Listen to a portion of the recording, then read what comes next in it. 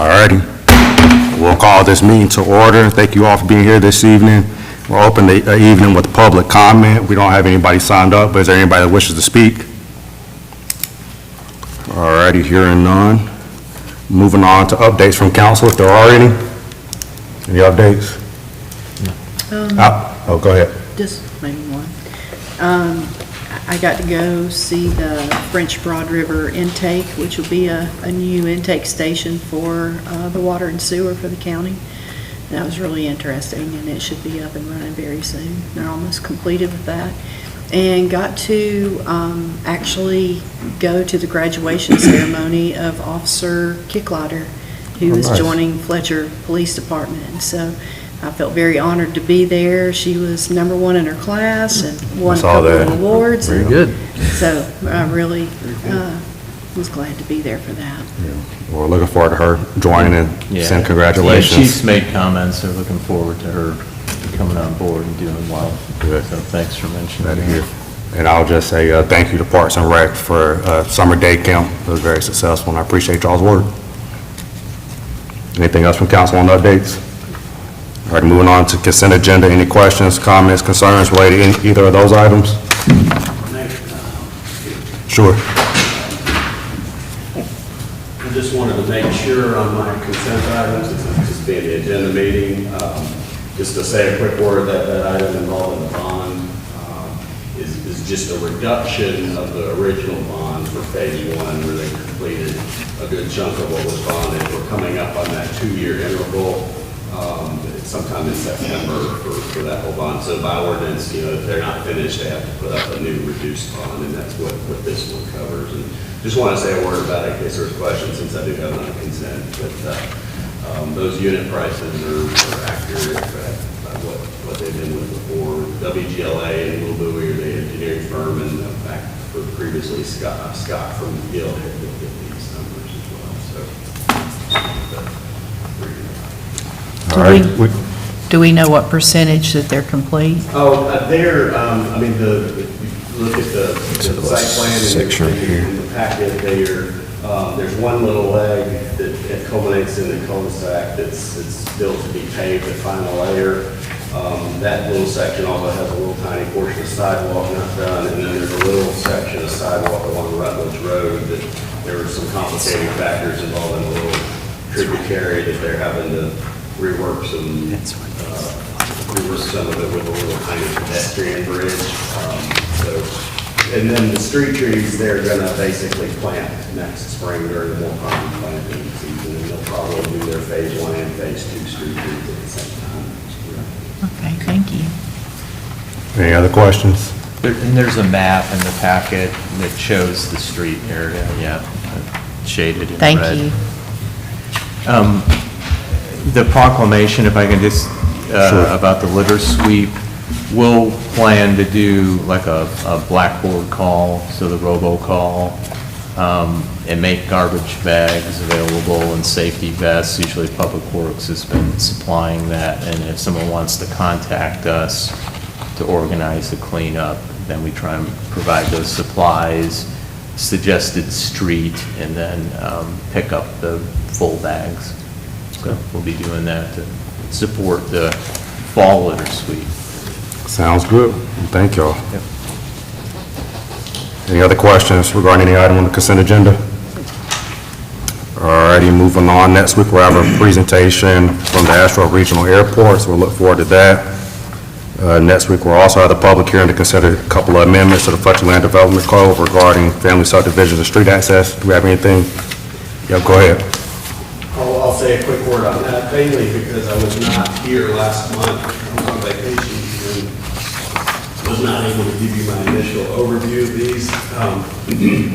We'll do this in full depth in the public hearing next week, but just wanted to let you know this batch of amendments kind of stemmed directly from the last batch, where the conversation had turned more to the concept of family subdivision and some of those requirements where a road is required in.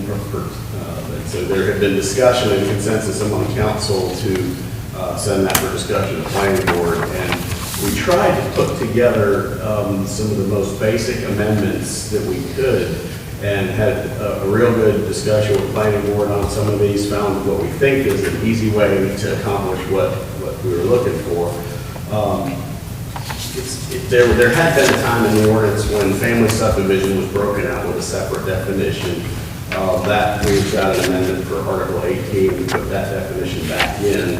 And then for this section, access to subdivided lots, really just basically reference the definition to say, except in cases where exempted under family subdivision. We just added some verbiage to say all lots shall front on a street built in accordance with this article, and then we added, except in instances where a family subdivision is permitted. So that's designed to help a family with, property where someone wants to maybe carve off something at the rear for, a son or daughter, whoever they're passing that property onto in the family. Kind of helps circumnavigates that direct street frontage access. We added similar things to the verbiage right below that about landlocked lots or in instances with family subdivision.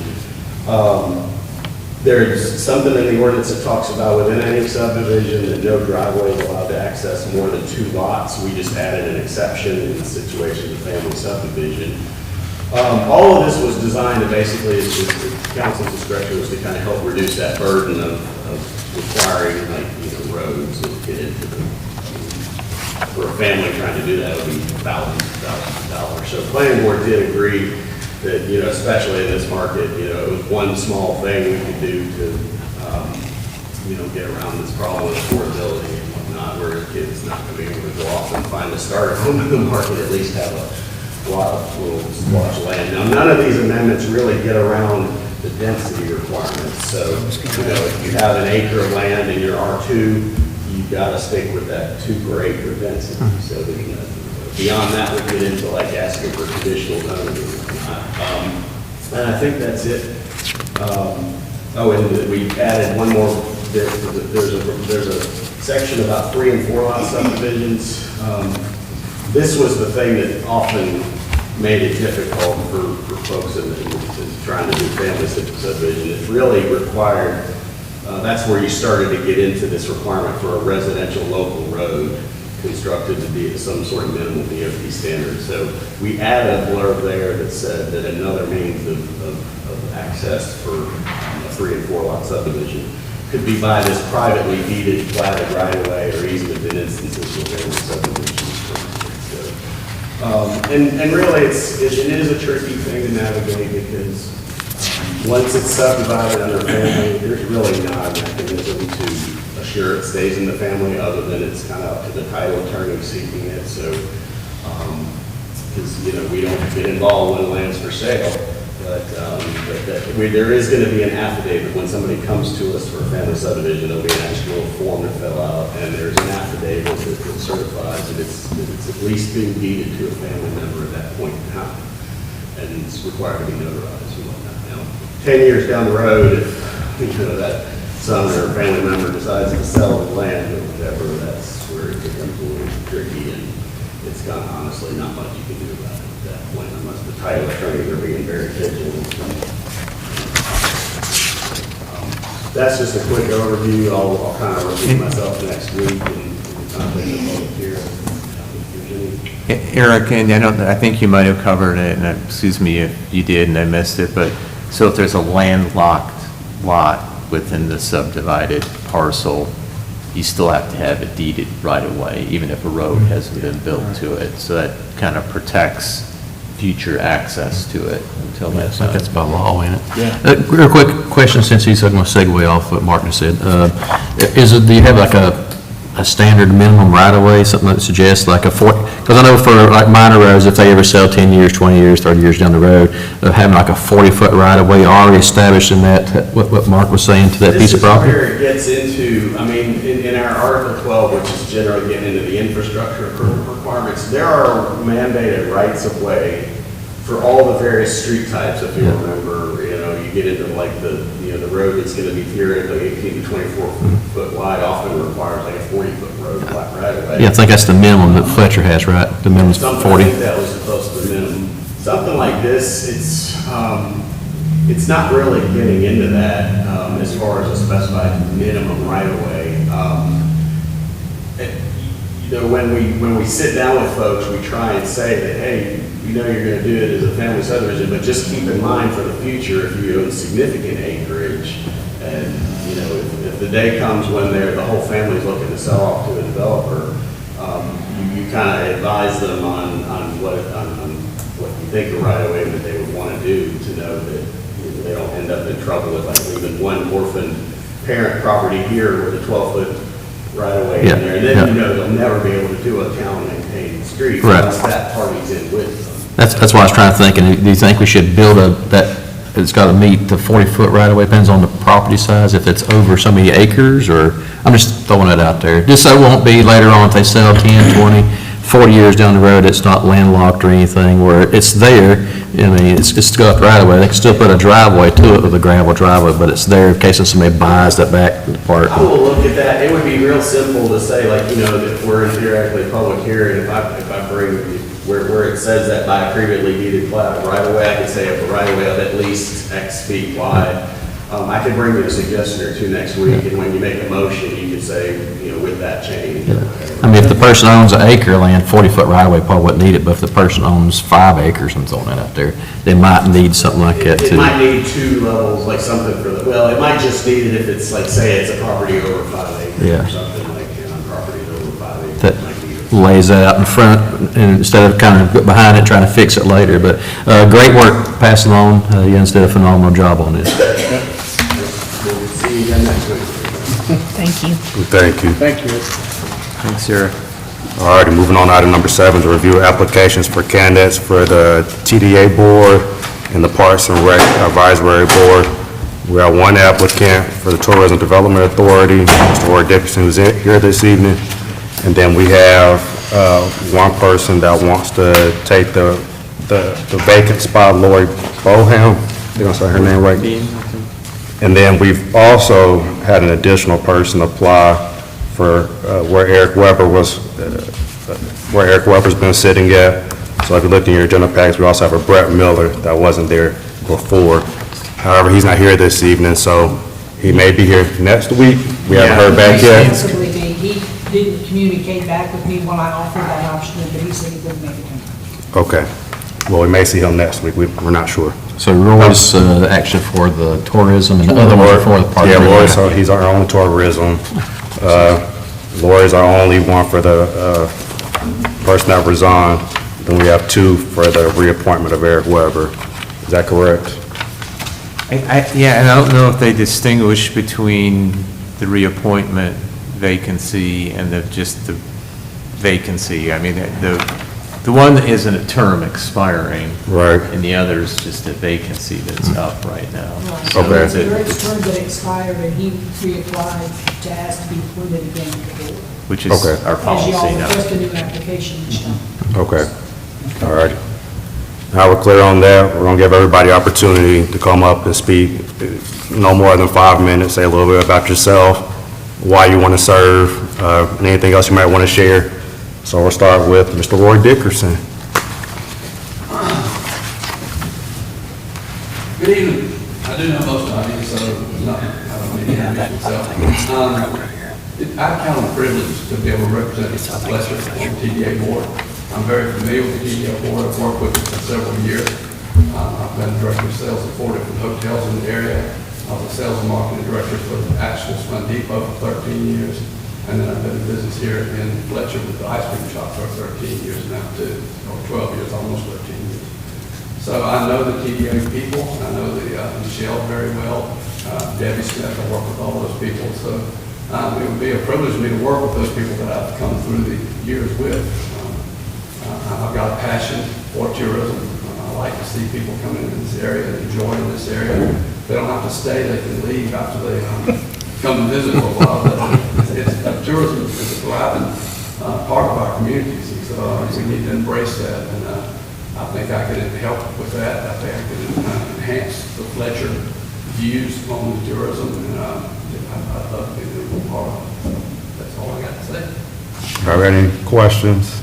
Roy, you sold yourself short, actually, because you're very involved with Chamber of Commerce and FABA. with FABA, yeah. Well, I am, but that's not really tourism directed. I've been involved in all three areas, and I just enjoy seeing what was going on in Fletcher, seeing what's going on in Henderson County. And like I said, Fletcher's in my heart. I've lived here for 49 years now, so I just feel like I'm a part of this community, and that's the reason I know all you guys, because I see you all the time, so. Well, it's all about networking and relationships, and so that That's right. blends in other groups, so we appreciate your service in all those areas.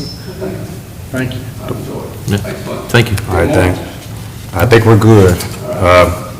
I might suggest that we just move his to consent agenda. He's our one person, and he's going to be a great candidate, great representative. So we appreciate you. We'll get your appointment next week. All righty, moving on.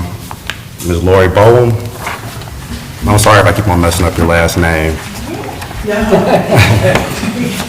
Any way you would like it. It looks like Bowen, but it's pronounced big. Okay, got it. Thank you. A little more simple. Well, why I'm interested is that my career is starting to kind of phase down. I'm getting ready to retire. And I'm kind of looking for the next thing in my life. And I think I have a lot of skills to bring. I've been 20 years at my job. I started as I'm the regional director for a nonprofit. At this point in time, started with 4 employees 20 years ago. I have 5 supervisors, 100 employees, 5 different departments, and some grants that we do out of the office. And I can pretty much organize anything. I am great with chaos.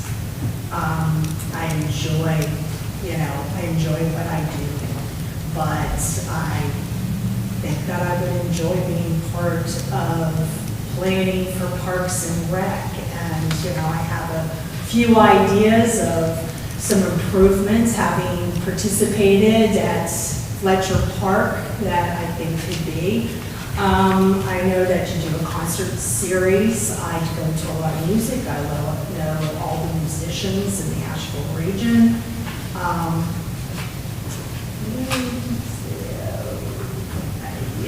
Anything you would like to ask me? I'm kind of floundering here. Yeah, no worries. Go ahead. You said you got some ideas. What's one of your ideas? I'm just curious. Well, things that I've noticed. We go to the Yeah. dog park. The gates don't necessarily close properly. It's not well designed. It lets the dogs can actually get out. That needs to be kind of updated. It could use a few more benches and trees. Because it gets really hot there. It becomes unbearable to use it after a certain time during the summertime. Bathrooms could use to be updated. Of course, if you have extra money, pickleball courts, they seem to be the busiest of anything there. If you really wanted to go out of the way, I think, a small amphitheater that could be used for educational purposes, along with maybe, a small concert series of something that you could do over the summer that could bring individuals in, to bring people in more over the summer for the area. It's great ideas. But you're applying for planning board, and then 2 zoning, and then 3 wherever we need members, is that correct? Well, I think we've had your application for a while here. Great applicants for your plan. Yes. Yeah, she's spoke- yeah, she's- Applicants from Booked out. So, Yeah. I was asked if I was interested in being Parks and Rec. So I would be very interested. And like I said, I'm very good at organizing things. When I started the office for the nonprofits 20 years ago, we started out with 4 employees, and we're at 100 for this region. Now we cover 23 counties. At about 10 years ago, the government actually took the service away that we were doing at the time. We lost 70% of our income at that point in time. We had to start completely over. We had 19 offices. My office was one of the few that survived. Only 4 offices survived at that point because we reinvented ourselves to do other services, and were able to survive. Part of that was selling the staff to hang out, do other things. So I'm good at selling things What is the nonprofit? The ARC in North Carolina, we work with individuals with developmental disabilities, children and adults. Thank you. So I know a lot about services in the area, whether it's senior services, child and adult mental health. Thank you. What do you like most about our parks? Huh? What do you like most about our parks? What I like about the park, I mean, we use the dog park the most because we're big dog fans, so we use that. I just like that everybody seems to get along and people are just there doing their own things. There's families, there's people with animals, there's people rollerblading or, you know, and then there's the pickleball courts. It just seems like everybody is, it's being used and it's enjoyed, and it's just a fun place to be, that it just feels like summer. It does. I think it's the Star Fletcher. It's a shining example of what this town is. How long have you lived in Fletcher? That's one thing. Just a little less than a year, but I've been in Western North Carolina for 25 years. I Less live than a year. Fairview, just kind of over the border there. But your address is Arden? Built a house there. But your address is Arden? I am the border. Literally, I am in Fletcher. Right. My deed says Fletcher, but the post office says I'm in Arden. It's one of I those am odd on things. the Yeah. I am It's on in- the county line, but it might be in my front yard. But you- I'm not sure. It's in the town limits. Yeah, it's not right north down of here. Vote here at It's Town Hall? close. Okay. Yeah, as much as I fought with the post office when we moved there, they swore I was in Arden. As much as We've I got some of those fought- issues down Cane Creek Road, Fletcher address, but yet not in town proper, so, Right. I am right behind the Eagles, okay. the Fletcher Eagles. Yes. All right.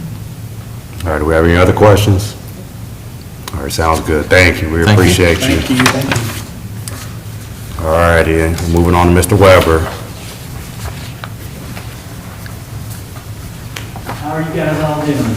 Doing well. Good. I know most of you do faces, but Eric Weber, thank you guys for serving, for everything you do for the community, and your investment in the parks over the last couple of years has been impressive, and I'm very grateful. I'm here today to express my interest in serving another 2-year term. It's hard to believe that 3 years went by that fast. But it's been a great time. We've seen a lot of changes at the park, which has been awesome. As most of you know, I'm committed. I've lived here. I'm one of the people that Roy talked about. Haven't been here for, you said 49 years you've been here? 16, I came down and never left. But love it here. Lived in Fletcher for 16 years, 3 kids. Let's see, 13, 11, and 5. I had to think about that. One starting kindergarten this year. We use the park pretty much every day, either me or the kids. I'm the president of Fletcher Youth Baseball and Softball, so we got 450 kids a year out there. Thank you to your son for umpiring that. That was very helpful. You know, I'm highly involved in the park. I fish, walk, bike, do all the things at the park. I think that Parks and Recreation are the cornerstone of the community. Everyone deserves access to public parks. I think that, in general, Western North Carolina is a beacon, and I think that Fletcher needs to keep moving forward with it, because we're seeing growth in Mills River Park, the greenway is coming through, and I think that this town was built, like you mentioned, on Parks and Rec, and I think it's important to keep it that way. So I fully support Parks and Rec, and I enjoyed the last 3 years, and just would like to keep going forward. So, do you guys have any questions for me? Questions? Well, what have you enjoyed the most over the last 3 years? There you go, that's a good question. That's a lot. The thing I've That's a done good most question. is probably seeing, you know, honestly, it's funny, it's the things that we don't necessarily have. So all last baseball season, every night, I finally got moved up to the big field. I was coaching over there with my son. I've been coaching 20 years, but he's 12 now. He's playing on the big field, and every night there was a group of people that would come and set up a volleyball net, and they just set up and had a little picnic, and they played every night, played music. And just, that's not necessarily something that's designated at the park, but that they're able to use it and make do with that, and that everyone can kind of work together and make it work. We have baseball, you have lacrosse, you have, and it's just kind of it's community, right? We make space for everybody, and it worked out well. So that's probably one of my favorite memories right now. And my son caught his first trout. There you go. Very good. Yeah. Making memories. Oh, yeah, yeah, good ice cream too, that's right. Anything else? Is there anything you would change with Fletcher Parks and Rec? Anything that I would change? I mean, if you could just, make a money tree, if all the trees made money, you Yeah. put more money into it, that's probably it. I mean, I think, expanding Greenway, I think is the biggest thing that I would like to encourage, because I think that, there's a master plan that's been around for a long time. I think that with what we see happening with the Coosa Trail, Greenway's all over. I just don't want to see us miss the boat on that and kind of miss out on money, because I think this money will bring in tourism, will bring in revenue and exposure to the area, which I'm all about. So the more people that can utilize it, the better. So, yeah. Do you have any other questions? No, but I'd like to add, I appreciate the effort you make. There's a lot of kids that rely on you in that baseball program, and that's huge. That's some kids never get out in front of the video games other than that time of year. So I wanted to thank you for that, for putting your time in on that. Well, we need to acknowledge Brandon too. Oh. He's the mastermind behind that. If he wasn't there, there would be a lot of unhappy parents that were not getting or paying the right bills and all that stuff. So he's the man with the plan for that. So it's a group effort. I mean, it's all volunteer, and the fact that we come together, start in the fall and start planning for it, and then it's just full circle all the way through, and pray to God that it doesn't rain every day. Greg knows about that, and Roy, and they all deserve credit, because the communication is on point, and the parks, the maintenance department does an amazing job getting the fields ready. It's all communication. I mean, I swear there's times where I'm texting or emailing both these guys back here, Brandon at 6 in the morning, and talking to the parents at 9:30 at night. So it's fun and it's invigorating to win that last day, and it's a nice little break as well. So, yeah. But I agree with you. Brandon is like the Energizer Bunny. He just runs in 1,000 directions. Yep. He's everywhere I turn around, there's Brandon. Yeah, I agree with you. Yeah. It takes all of you. It does. But thank you guys for your commitment to Fletcher Youth Sports too. It's a good program. And like you said, there are kids that, I think we strive, we push for a league that is open to everyone, whereas some of the other leagues might be more competitive. We have 12, 13, 14-year-olds that have never played before, and they come out and we embrace them, and it can be fun and exciting and exhilarating and interesting, but it's a good time, and they go back and they want to come back next year, and that's what's really important. And one last thing, sorry, I don't want to take up too much time, but just so you guys know, we were able to, Henderson County, last minute last year, shut down their Pony League teams. So they had like 30 kids that were told they were going to have the season going. We got a call on, I think, a Friday, and we had registered them all into our leagues, found coaches, Wow. equipment, had to redo the schedules, and were able to get them to play in Fletcher, which was a huge thing, because those kids, that might be the last time they ever get to play. So, Awesome. Well done. Yep, good job. All right, do we have any other questions for Eric? All right, we thank you, sir. guys. Thank you. Thank you. All righty, so I think we've already agreed to move Roy Dickerson to be appointed to the Tourism Development Authority Board. By consent agenda next week, we can make the other appointments just by motion next week, I suppose, because we potentially may have another person. Is everybody okay with that? I invited him, I just didn't hear back from him. Yeah. And I'm not sure what video it is. Yeah. Do you Well- want to do ballot, or do Yeah, you I guess. want to do, yeah? We've been doing ballot, let's Okay. stick to ballot. Okay. Yeah. And just in case he comes next week, we'll give him the space to give her introduction, just like everybody else. Okay. Is everybody okay with that? Yeah, that'd be fair. All righty, sounds good. Moving on to item number 8, the presentation from the Asheville Buncombe Community Christian Ministry. We actually have Reverend Scott Rogers here with us. Thanks for being here, Reverend. Oh, thank you, Mayor. Appreciate you, council. Appreciate all that you do, and thank you for these few minutes to share an idea that we're finding working with other communities and municipalities around, and also glad to have these fine folks. I want to just acknowledge right quickly that Reverend Mary Massara has been directing the crisis ministry. She's in transition, going off to greener pastures. Next to her is Brooke Smith. Brooke Smith is the new director of the Crisis Ministries and working closely with Alan Pounders at the South is Reverend Vince Brown. So they're here tonight to also help either answer any questions or to share how impactful this is.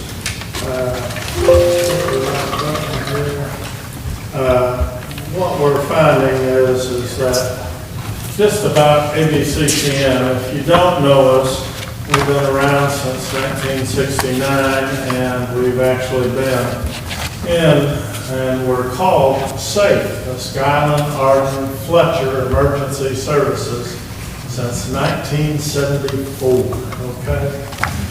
So we've been around a long time working with these three municipalities, and particularly when we helped with the founding of Interfaith Assistance Ministries later there in the 80s, we've been working collaboratively. And that's because ABCCM is supported by over 300 churches now, including those right here in Fletcher, like First Methodist, and First Baptist, Second Baptist, Calvary Episcopal, as well as Mills River churches and those out Hooper Creek and towards King Creek. So that means that we naturally have pastors from those churches sending us folks primarily from Fletcher and Mills River and helping and providing assistance for them. Our assistance is really about how do we help families, individuals, but mostly families, make ends meet, fill the gaps, and make it easier to deal with the choices between food or medicine and health care, paying their utilities, keeping up with their rents. Right now, we're able to provide food that for families with multiple health problems means that we can provide a week's worth of groceries. Or families who are on food stamps where the need is kind of runs out. It works for 3, maybe 26 days out of 30, and we can fill the gap with that food. Sometimes a combination of that food with helping with utilities is also able to help them take their funds and not rob from Peter to pay Paul, but to catch up, get stabilized with their rents, and stay stable. That's what we're all about, is helping those families stay stable. We found a really good relationship with the town of Woodfin and our North Samaritan ministry. This ministry over here at the corner of Buck Shoals Road and in between where Hendersonville Road and Sweeten Creek come together really puts us strategically located where folks, particularly from this Fletcher area, can get to us a lot easier than they can getting downtown Hendersonville. And that's what we really want. We want to be at that crossroads where they meet. With the town of Woodfin, they said, you know, we got some extra funds and we'd really like to be able to provide a way where we knew that those funds that we have would go to our residents. We said, great. And so for the last couple of years, working with Cheryl Olson, who runs our North Samaritan ministry, along with Reverend Massara, we've been able to channel rent assistance dollars and utility assistance dollars that you see there. We started off with a fund balance of about $46,000. And as the time of this report, which was last quarter, we used it all up in helping those families stay stable. Now, we're also able to take the dollars that the churches in Woodfin and other resources that are being provided, because, like I said, it's not enough to just pay the bill. A lot of times, food is needed, clothes for the kids, diapers for the infants and toddlers. We're able to put together those other pieces. Not only that, we are tied into a platform, a community shared database that lets us help them access other community public benefits. We all know that the counties have most of the health and human service monies and funds. Doesn't it help, though, if we have trained volunteers and staff who know how to connect them to those resources? A lot of families don't know always what those guidelines are, or why they have to re-up for food stamps, why they've got to follow back up with Medicaid, or how to access affordable care.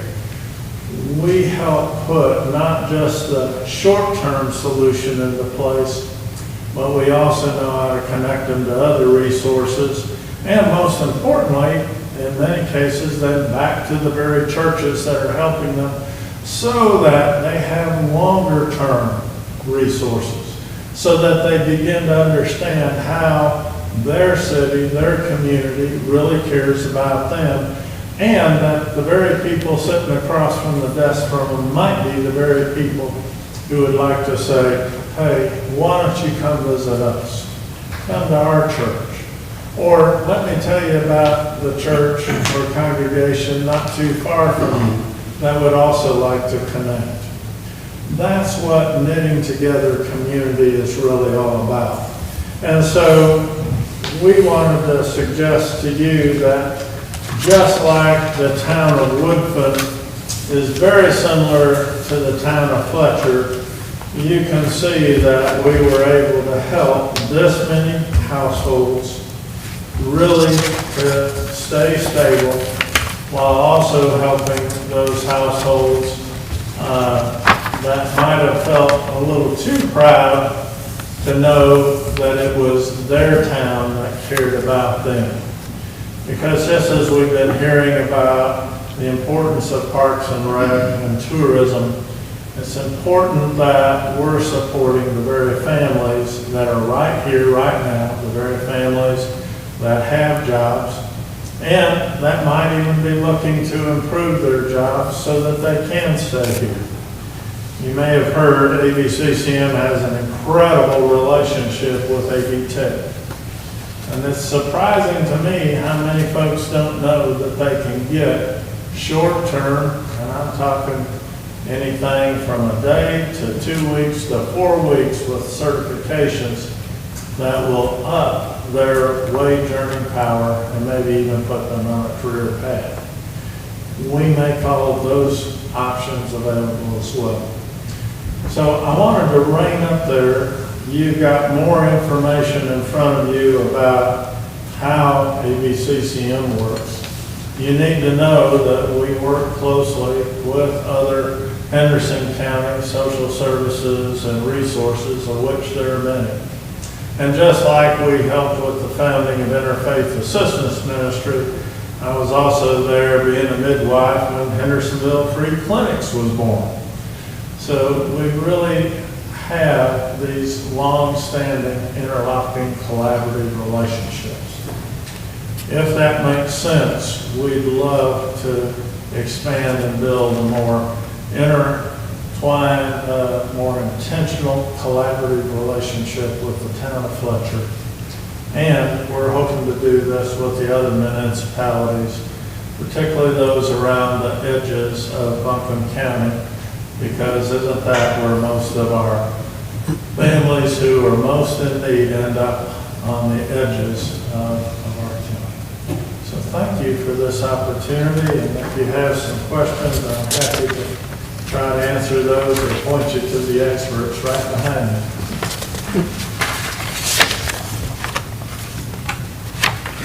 What questions do we have or comments?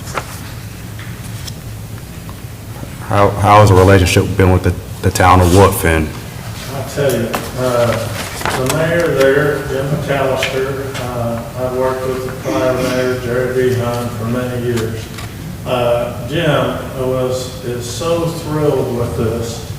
After 2 years, he's already looking at how to increase the amount of funds that Woodfin can contribute to this process, to this project, because it's been that effective. They've had some pockets of families in poverty there, including some pockets where the churches have brought in some refugees, some folks that have brought in other culture, folks from Latin communities, and they just didn't know how to connect. Well, we have been a perfect bridge for that connection. And in making those connections, those families have stayed stable. And that's an important message for a town council to be able to say when something happens that folks want to find somebody to blame, who's the easiest target to point to? Well, the folks that don't have as much, they're the most likely suspects, right? But when you can say, look, we're connected, we're engaged, we know that we're helping those folks stay stable just like you are. So let's look for the real problems and not just be pointing our fingers at neighbors who don't look like us or who have the nice things or nicer things. Let's remember we're all part of the same community. Now, I know you've got the veteran quarters, you've Yes, got sir. Transformation Village. Yes, sir. You've acquired property on 191 kind of recently. Yes. Have you seen any kind of vision for the Fletcher area, of anything that might be in the pipeline that would be heading our direction a little bit? So the short answer is I've talked with Don Mitchell, the county manager, about that very thing, about opportunities we might have to do more in Henderson County. One of the reasons why I'm glad Brooke is here for you to meet her is that our new Brevard Road facility is designed to increase the amount of food that we can bring this way.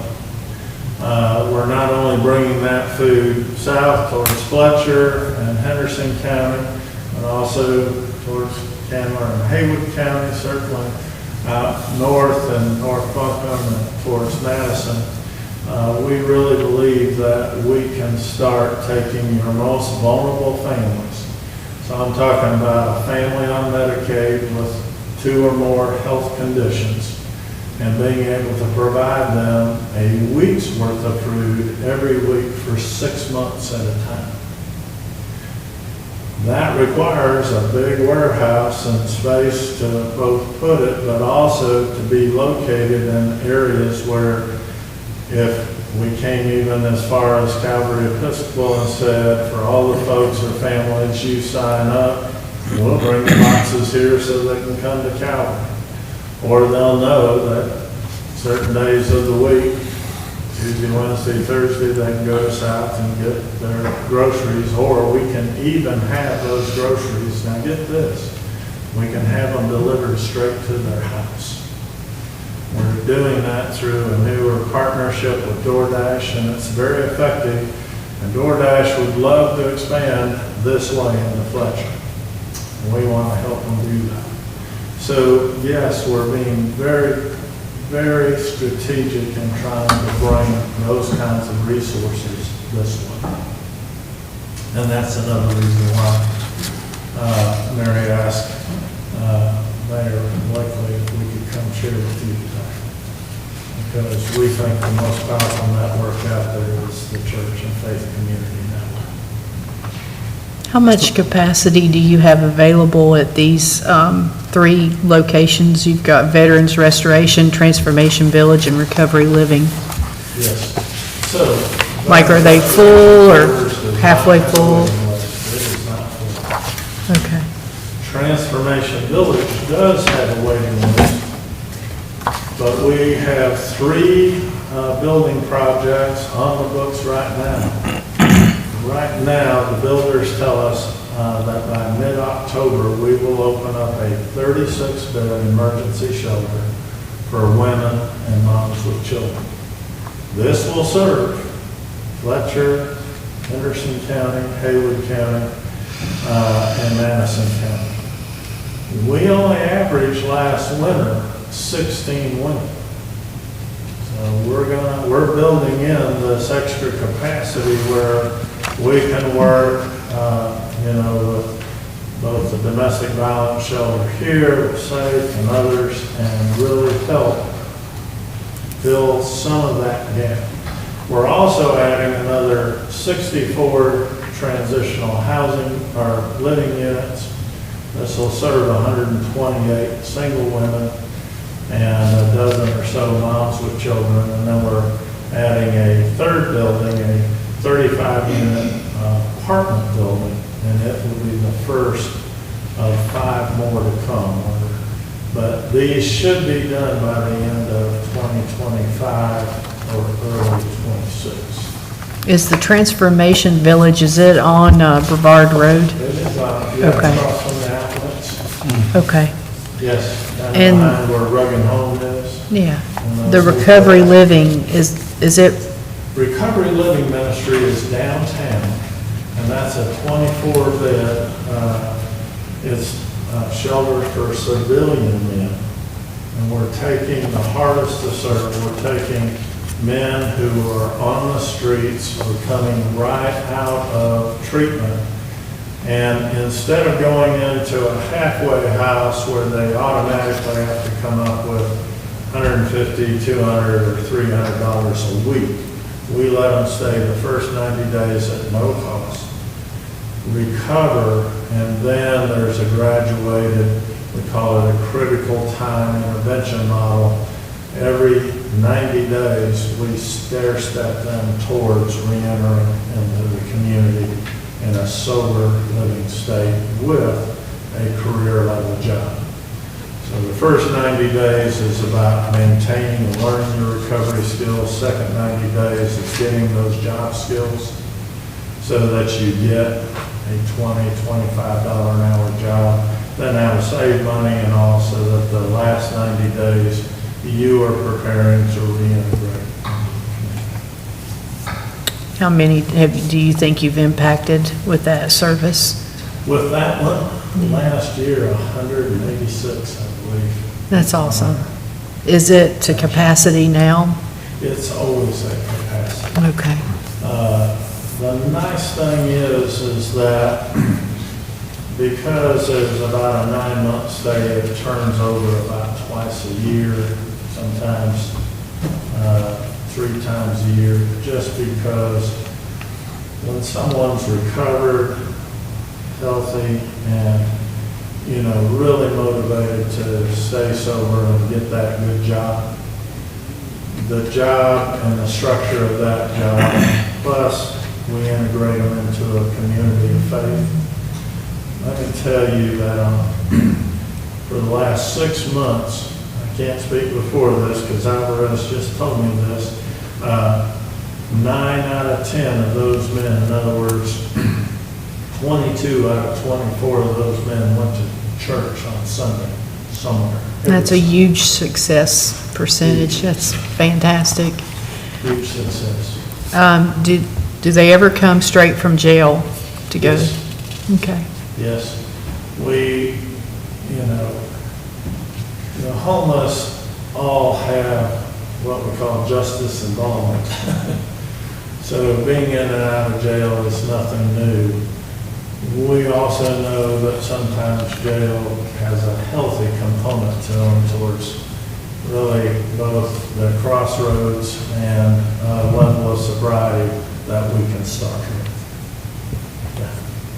I'm very impressed with your services. Thank you.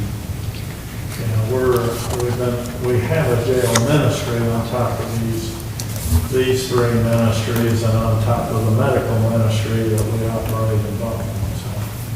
Appreciate what you do. I want to make sure I understand how Woodfin is administering this. So they're What they did was allocate $40,000, and then you all use that for rent assistance and utility assistance solely for Woodford residents, correct? Exactly right, just for your residents. That's exactly right. And I'm, And then we're gonna provide all of those other supportive services, food, clothes, furniture. And then we're also gonna provide what I call those community support services, so that, again, they get the public benefits and assistance they need, stay stable long enough to get some training and improve their situation. and so on your, you didn't click to the next slide, but I'm looking at the next slide that you have here, and I'm looking at, according to the census tract, there's 9.6% of folk in Fletcher living in poverty. And I'm kind of wondering, I'm not sure, is that just Fletcher proper, do you know, or is that, We could only narrow it down to the county. okay, So we generalized it to Fletcher. yeah. And then I'm also kind of curious, and y'all might know this data, but I see where you served 113 Fletcher residents, which is amazing. I thank y'all for that.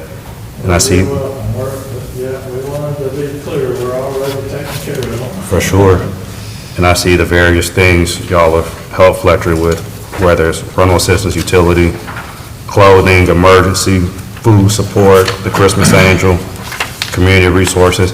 I'm just kind of curious about how that 113 divvies out for all those services. And y'all might not have that now, but, Yeah, we didn't come with that level of detail. Yeah, that's okay. What I can tell you is that we encourage folks, we don't encourage folks to just be one and done.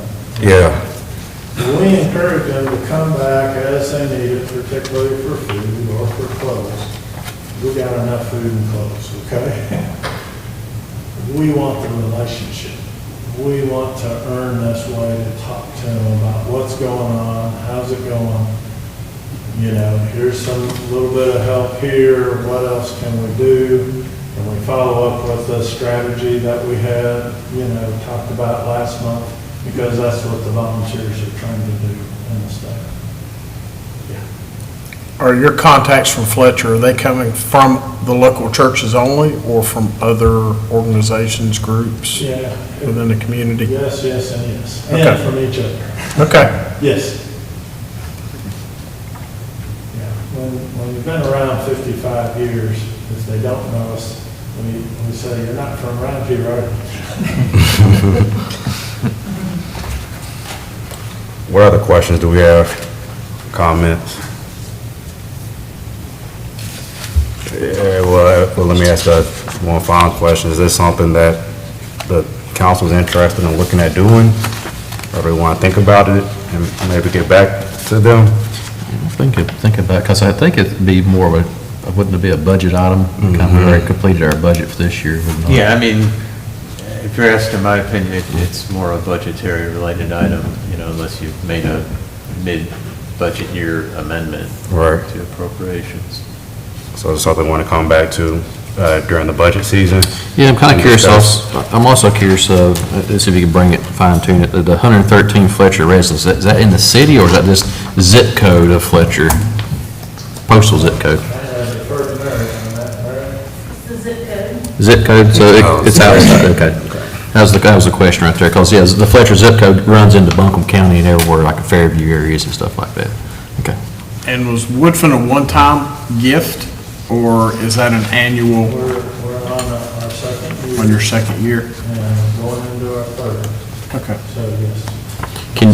Can we narrow that down to the actual people in the city of Fletcher? City, the town limits versus the zip code? Is there a way to do that?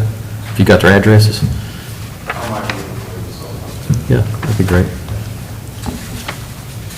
What might be I beneficial? understand everybody needs help. I like it, and I hate to sound selfish about it, but I like the fact that it goes to people in our direct community that, these are our neighbors, these are people that, we should look out for. Yeah. It's our community. I'm kind of intrigued about the rental assistance. Yeah. The utility. Come to the town council, come here for help, you have the good folks come here for help. I mean, just individuals coming Yeah. to the town for assistance? Not really. I mean, That was happening at Woodfin. oh, really? Yeah. I just was curious what your experience was. I mean, the police department, will run into individuals that, all kinds of circumstances where they may assist them, but, I don't know, a lot of people, I mean, Jim, you know Yeah. this, and. I work for the probably- sheriff's office Probably here, Trevor so- would know this too, and maybe some of the other council, but, police sometimes, they'll see just someone and they may just buy groceries for them and do stuff like that, and people don't even know that, but, Well, we want so, to but be- not directly coming to staff here. And I would encourage too, through John at the county, Yes. I don't know how many of my colleagues at the sheriff's office really understand. Most of the folks I contact with that are interested in some kind of services help go to Hendersonville to the rescue mission or somewhere like that. I'll be honest with you, being in the Mills River area, because that's where I work every day, didn't realize that was available, but I'm intrigued with the rental assistance. How was that process handled? How was it vetted? If somebody needs it, how was that whole process looked at to get them what they Well, that need? one's real simple. We just need to sit down with them and do some verification of income, we verify expenses, there's a need. And then it goes simply like, what I like to share at churches is it's kind of like Jesus and the woman at the well. Who are you? Where'd you come from? Where are you going? And how can we help you get there? So once we understand and verified income and expenses, then we can start putting together what they qualify for. So then we walk down the four fingers of assistance. So we try to spend the government's money, county money first, public assistance first. Then is there some community assistance out there? For example, we've got St. Barnabas down here, St. Vincent de Paul. They work very closely with us, and they'll go to the home and do a home visit and help us understand and get to know them. And there's some other churches, Calvary may know them.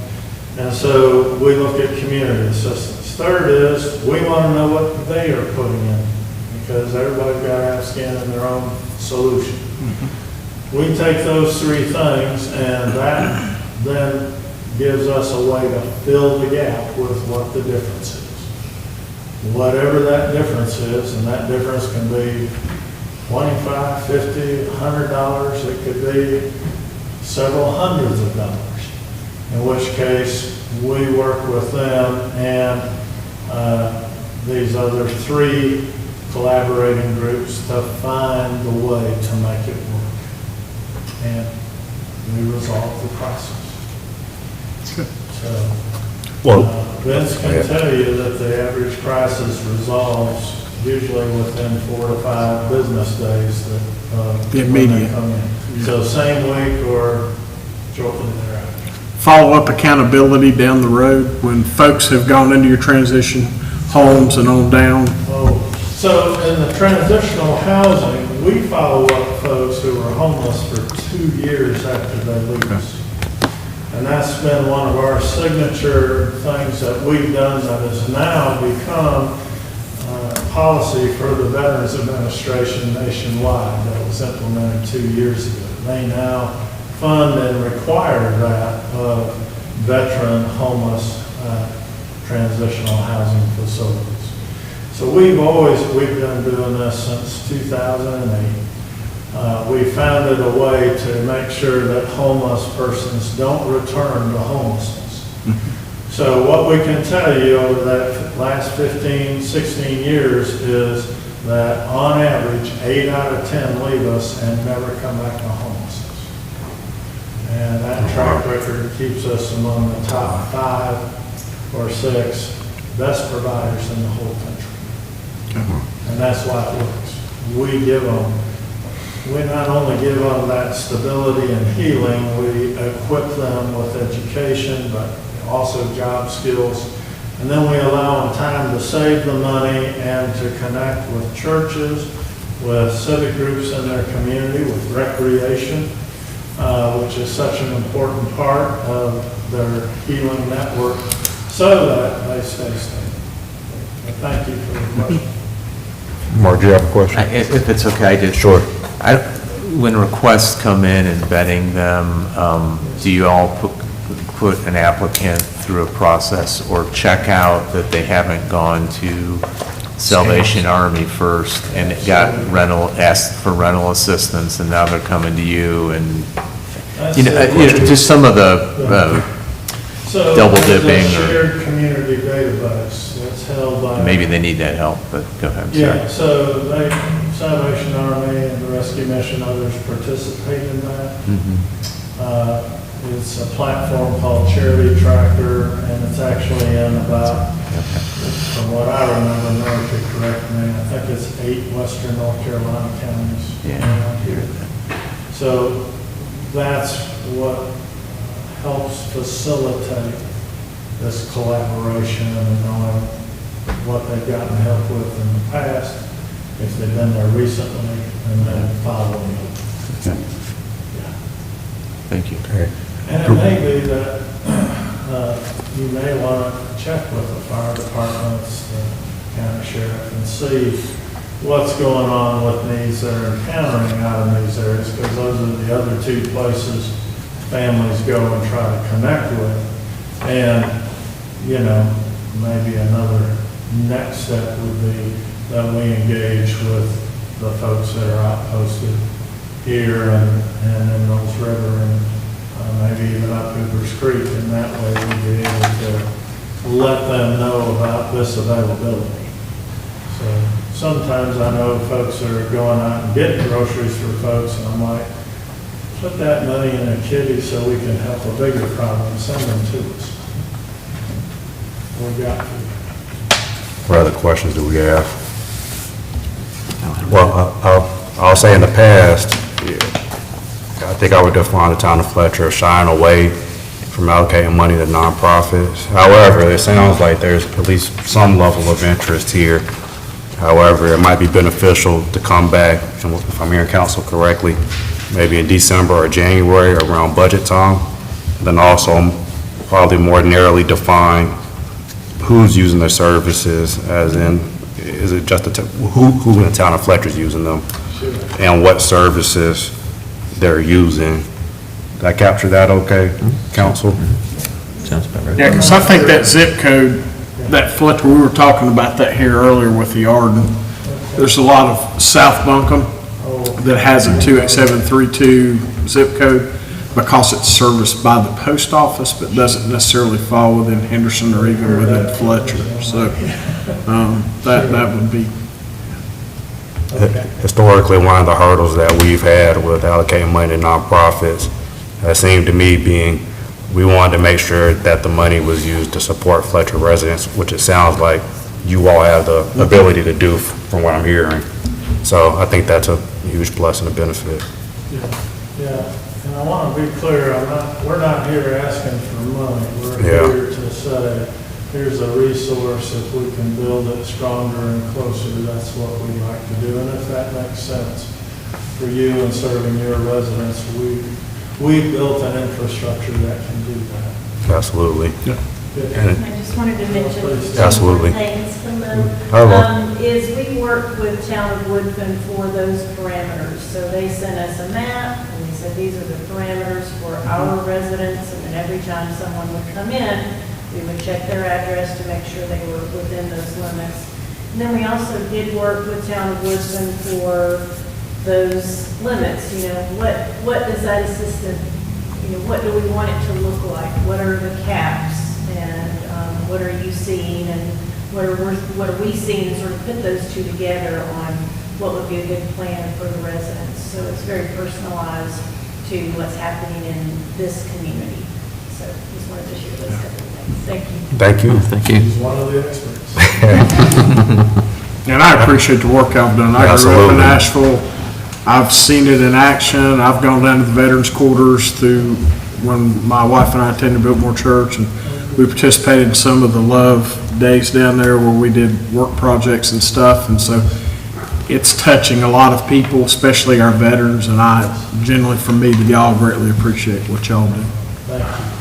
Yeah, out of 500 or so veterans we touch every year, some 400, and it's 449 last year exited successfully. That's what it's all about. Good. Yeah, and I'll say I took a visit down to y'all's location in South Asheville, and if you all on council have a moment to stop by and say hello, they're doing really great work, so I appreciate it. Yeah, Alan Pounders would be happy to give you all a little 50-cent tour anytime you show. Thank you for all this time. Thank y'all. Thank you. We appreciate it. Appreciate it. Yep. All righty, moving on to item number 9 on our agenda, the report on performance measures. Mr. Manager. Okay, thank you, Mayor, Council. So about a year and a half ago, we started the process of establishing some performance measures for the different services we provide, things that we do here as an organization. And we put that list together, and I first reported on the first 6 months of data gathering in January for the July to December reporting period for 2023. So this report is looking at the next 6 months, so from January of this year through June of this year, another 6-month reporting period, and starting to look at what might be some enhancements. I think we have a decent base of measures here and are fairly definable, but this will be an ongoing, process of refining it, adding things, maybe deleting things, and hopefully adding value to what we're doing here for services we're providing for the public. So I can run through the report fairly quickly. I know there's a lot of information in here. I'll try and hit some of the highlights and not get too bogged down for too long. And so starting first in finance, and we had several measures, bank reconciliations and trial balance reports, getting that generated in a timely fashion. So with the goals within 5 business days of the close of the month, get that reconciliation, the trial balance, and why is that important? To track closely what's happening financially and stay on top of that. And so this is something Heather is primarily doing and does an excellent job on that. We had 100% compliance achieved for this most recent 6-month period. The next was about the maintaining the unassigned fund balance per our policy between 45% and 65%. And as you know, it went up over 65% last year. We were in that 75%. And per our policy, we're supposed to come back and talk to you about eligible things within the policy to spend some of that fund balance down. So Heather did that, and we had $850,000 to try and move it back into that 65 upper end of that range. Did that, we applied it to debt, so to the loans, paid off one of our loans on the town service, or the town hall and some of the town center property, and then paid down one of the other 2 loans. Still have a ways to go there, but it took a nice chunk out. And then the next was about audits and that being done. They need to be done by October, that draft and the financial statements. Heather was able to do that for the last reporting period. It doesn't quite apply to this 6 months because it won't hit until the next 6-month period on the audit measures. Then the next, town clerk. Our clerk putting together the agenda packets and having them complete into you in a timely fashion, so at least 4 days before council meeting, had 100% compliance on that. The minutes, which takes some time on that, and to get that timely done, put that together and get that drafted within 5 business days of the meeting, and we had 100% compliance on that, or 100% hitting the mark. And then the next area I was going to go into is public works. And the first was about how much solid waste are we diverting away from our solid waste stream? So that includes the garbage that's collected, municipal solid waste, and then recycling tonnage. And then how much is that going to recycling versus going to the landfill as municipal solid waste? And we didn't have a target percentage, and this is what I'm looking at right now and trying to get feedback from Jabo Presley, our Public Works Director, and then also Curbside Management, who helps track the data. I mean, we're doing a decent job on that. It's ranging from 18.37% to 20% on a monthly basis that's going to recycling versus landfill. So we're averaging over that period 19.62%. Related to this, one thing we're trying to do to follow up on encouraging people recycling, period, because we have some folks who don't recycle at all. And then also, is there more that you can be putting into the waste stream? So getting information about what's eligible items, that's recyclable, the importance of participating, because the more people participate, more they put in there, the more we save money, our residents do ultimately, in less tonnage that goes to the landfill, because we pay a tipping fee for that going. So I'll be following up with, Jabo and I will, with Curbside Management, we have some things in our contract with them to kind of help us in promoting recycling. So that's one that might get some refinement. The performance measure about how much on the brush and leaf collection complaints, 95% is the goal to be resolved within 5 business days. We don't get a lot, but when we get a lot of brush collection, not a lot of complaints, sometimes it rolls to the next week because they just can't physically collect them all. So, but if we get a complaint, trying to, okay, we got your order, and getting that done within that period of time. And so they've done an excellent job on that. We actually hit 100% on that. The next was about our fleet. So Public Works maintains our fleet, so an availability rate of 90%.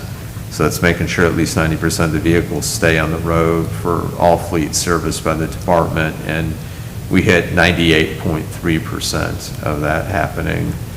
The next was percentage of fleet repairs completed within 3 days of a work order, and we hit 94% on that for this past 6-month reporting period. Then top of the next page is about trying to hit 100% of garbage routes completed on schedule. Yes, that's an expectation that they're always completed on schedule, but something could happen where that goes off, holidays hitting, bumping up against each other. So we essentially had 100% of the routes completed on schedule during the reporting period, but we did have one incident where one street was missed, one whole street by the crew. It wasn't a huge street, but, and so that brought that down, because we have this then missed collections per 1,000, 10,000 scheduled stops, goal of no more than 2.5 or 0.03%. And we had 23 valid missed because of that one street. So that skewed it a little bit, but they generally, as you know, I mean, you all are residents here, they're there on time, on schedule, typically before people expect them sometimes, because they'll put the trash out late and they've already been by, so. And then, so that's Public Works, and unless there's any questions, I'll move into the Police Department. And when our chief put the data together on this, he highlighted it in red, because there's a lot of information with the PD, Police Department, data that they're looking at that's performance measure related. One of the first things they did was plug in our community survey results from that Polco National Community Survey, and wanted to use that as a baseline, and so they plugged those numbers in here. And the hope is that, and it may not be through this survey, maybe it be another mechanism, Or if we were comfortable to use Polco just to do the public safety related questions so that they've got a baseline that they can compare this to a couple of years down. But when I talked to you all last about doing the full community survey through Polco, I think there was more of an interest of waiting longer than every 2 years, so that might not fit for the police, and they go through another survey entity. But just trying to run through this efficiently here. The social media presence, they've been able to bolster that. They're trying to get more followers on Facebook. Facebook's been a good tool to, about people that are wanted, or an incident that's happened, or, good news on someone maybe was arrested, that an offender taken off. So that's been going up as compared to prior months. The CID, which is Criminal Investigation Division, so detectives, they have to start doing these assignment letters to victims of crime. And even though our assignment letters came down, that's actually good, because that means during this last 6 months, there were fewer victims of crime than the prior 6 months. So that was good data in there, or good to see. And then an annual department sponsored fundraiser. So the police have been doing this No Shave November, and they've been taking the proceeds. They've done a really good job too of collecting a fair amount of money. And they've, Safe Light's been a recipient, Salvation Army. So they don't have the agency that's benefiting from this determined yet for this upcoming one. But you can see the numbers in here from 2022 and 2023, from 5,600 and 7,300 of, just good amount of monies collected. Jumping down to community engagements, they had the engagement activities for the first 6 months this year were up, we're at 22. So it's, I guess, down a little bit as compared to 2023, same as 2022. The next was about improving response to crime, and they've looked at data in the last 2 years of the crime index, which is the number of crimes reported by Uniform Crime Index, I think the FBI does. We don't have our data for 2023, but good thing was from 2021 to 2022, we had a lowering of the number of crimes reported, so that was good. As soon as we know the data for 2023, we can compare that. Good news, the clearance rate baseline for January through June 2024 was 70% on crimes that are cleared through CID, or Criminal Investigative Division. And directed patrols. So this gets into these patrols and saturation patrols, which is like targeting for traffic enforcement, and then checkpoints, which can be all kinds of things, suspended license, DUI, outstanding warrants, things like that. So they had 2 checkpoints and then 117 directed patrols or saturation patrols. Looking down at the data on patrol shifts. So it's been a challenge to keep 3 people on the patrol shift, and part of that's we just haven't gotten fully staffed yet.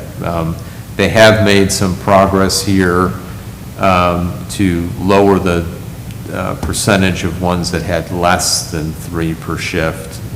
It's a little confusing looking at that, but our staffing has gone up.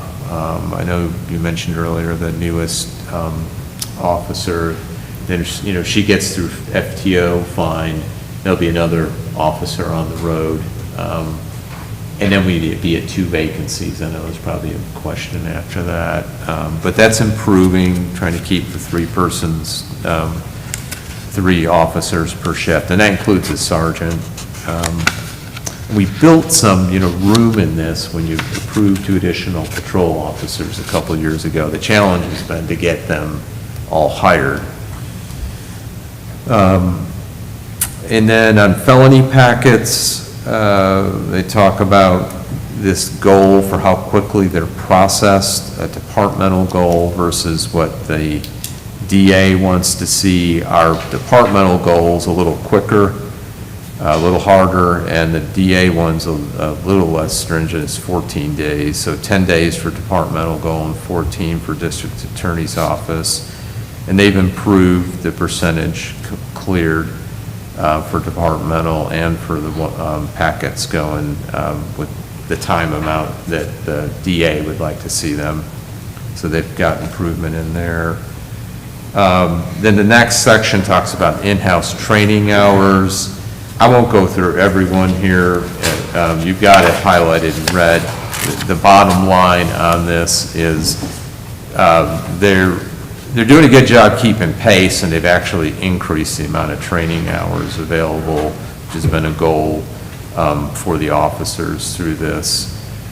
And then the crisis intervention training, they didn't have any through this in 2023 we had 41% through that, and then during the first 6 months of 2024,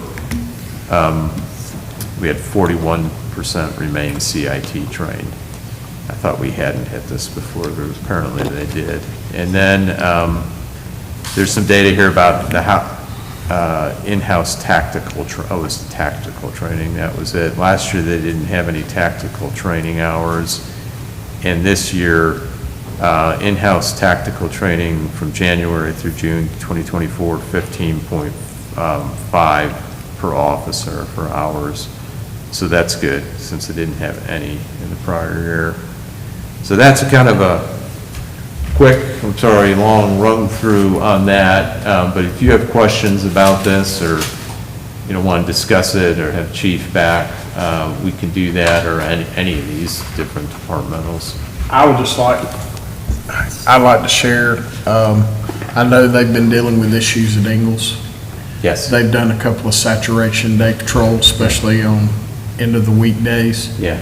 And I've had the opportunity to listen to them do this and work this with 5 or 6 officers up there. Yeah. And I appreciate them, just for the safety of our residents, setting aside, it's hard to set aside time when you're working short on patrol. Yep. But if you'll please pass along. Yeah. Much appreciated. They're doing an awesome job. Thanks for mentioning that, because, the chief said something, and They got some risk from it, too. Yeah, they did. oh, yeah. The chief mentioned it at staff meeting the other day, and so was telling us what was going on with that, but thanks for mentioning that, yeah. Yeah, I called Jose and shared that with him as well, but I greatly appreciated that. Yeah, I will pass it along again, but thank you for mentioning that. Yeah, my perspective, I thought that was great that the police department did it, because, They just do. you got a lot to do, and, some might say, I'm not gonna go and sit in the store about shoplifting in a grocery store, unless there's a call for someone who's in there. But they've recognized it, because there's been a lot hanging out. Might be some homeless element part of it, but And Ingalls has been regardless. proactive about calling about it, Yeah. which some stores aren't anymore because they don't want to put their staff in harm's way. So, Yeah, yeah. But listening to the call volume, that's a homeless component, I think, is in there too, with some of that crowd coming in and targeting that store, so. Were there any data points that stuck out to you or department heads where they felt like we might be able to do something to make it easier for them in a particular data point? Public Works with the fleet maintenance availability, that gets challenging sometimes, because parts, thank you. Yeah. Yeah, Jabbo, him and I were going over this, he's like, Mark, some of this, they turn around, and thankfully we've got, really well-trained, Joe Sword has got like an Yeah, for ASC sure. certified mechanic, and so they do the repairs pretty efficiently. But yeah, you get stuck on a part that's out, or you gotta send a vehicle out because we can't do it in-house, and. Well, I mean, 94% is like phenomenal, I think. I mean, Yeah, I put even but star beside it. if they were struggling to do it, then yes, but I want, there was some pushback, and I don't, that's fine, staff questioning why we doing this, and I mean, that's healthy to question it. And I'm like, well, yeah, let's talk about it, and, because it is particularly public works, that's a lot to keep up with. But he's been able to set it up, we're delegating some of that to the staff to monitor the data. But that's one, if you're asking one that's challenging. Is there ever going to be a point where Fletcher will have to eventually just hire either a division or a full-time mechanic just for that instead of pulling from Parks and Recs all the time with their other things? Another position for just... Another mechanic? Just a full-time mechanic or division for that. I know it's pulling out of Parks and Recs that they do other things. It could, yeah, I mean, as we add more fleet, or at least someone part-time, I mean, Joe does do, and Joe Swartz, staff member in there, he's got a little different title for that type of work. He's kind of, I don't know the percentage off the top of my head, but he's essentially full-time doing that. But he does jump in and help do other things as they need help. Okay. So basically, slow days, he'll jump in and help other, okay. Yeah, but his top priority in most of his time is working on the cars. Well, he does a phenomenal job, 94%. Yeah, I mean, we're fortunate, because we've had other staff, and they did fine, but, not as high a skill level. And a lot of it's maintenance work. I mean, we do get into some things where you gotta send it to the dealership, some of the stuff with the trucks.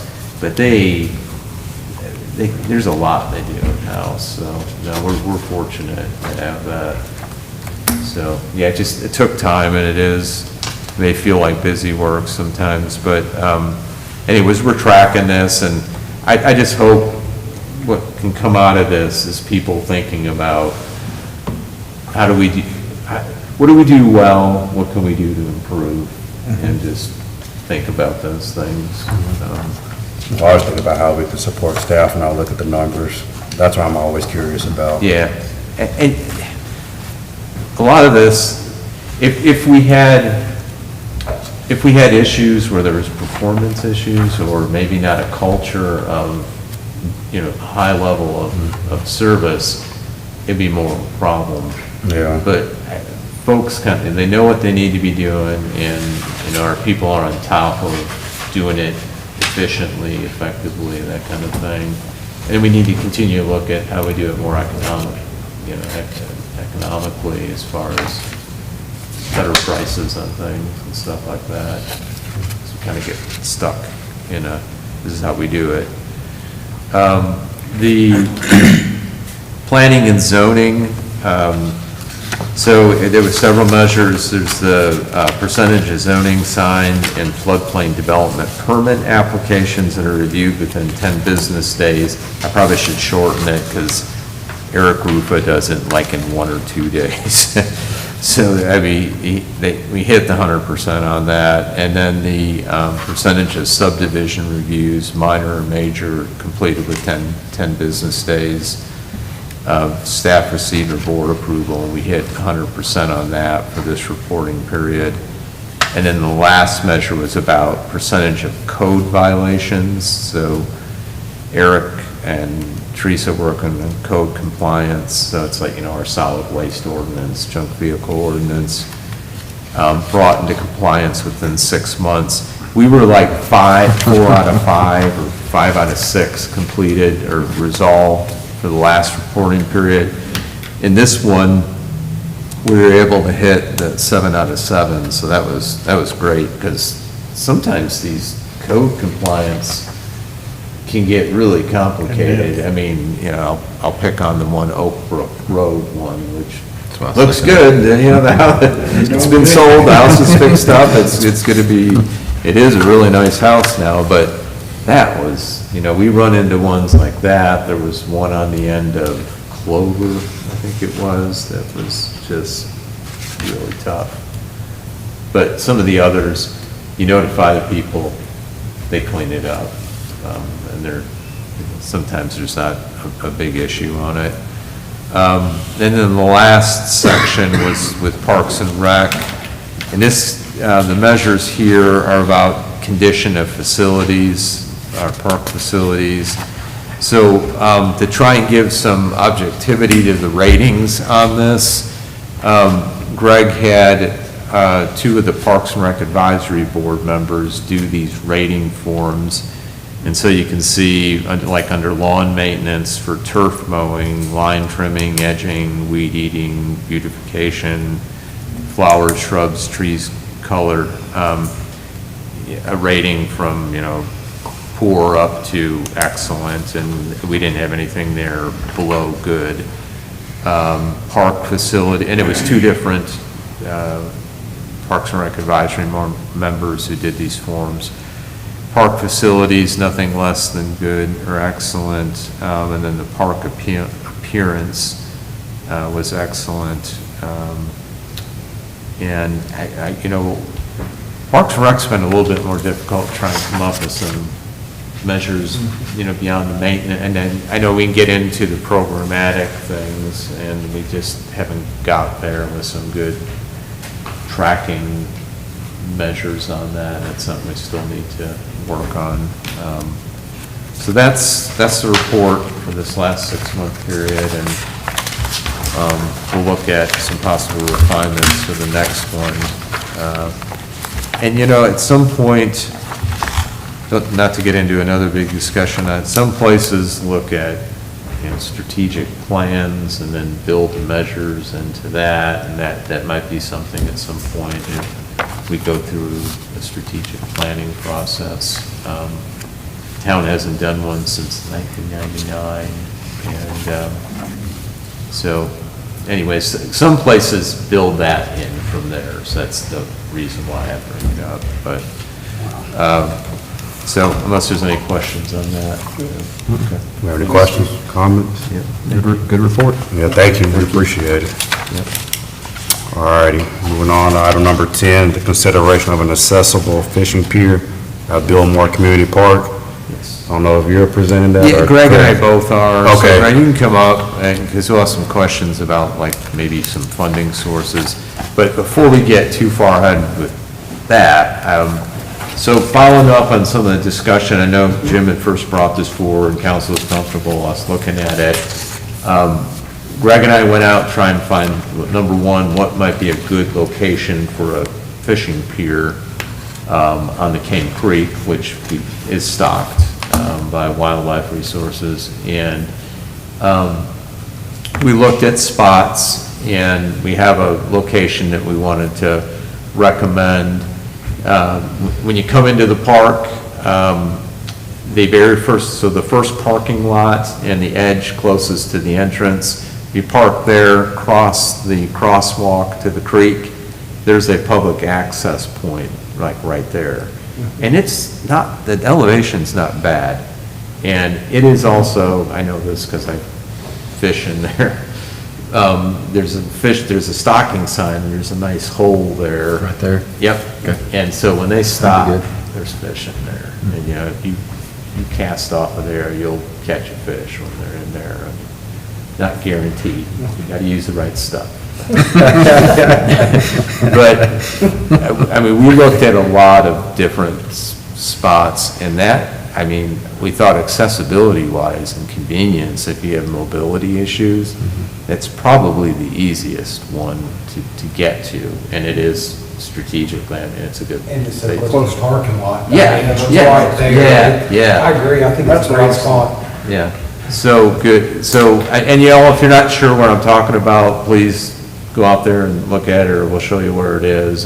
Y'all, if you walk in the park, I'm sure you've walked into that section there. And I can flag it tomorrow, and put some Okay. flagging out, so if you go out, you'll know you're in the right spot. So the other thing we did was look at other places as an example. So we went to Mills River Park, and they've got a really nice fishing pier that sits over the creek there, the river. And so Nicole, who used to work for us, met us out there and showed us it, and kind of told us a little story how it got funded.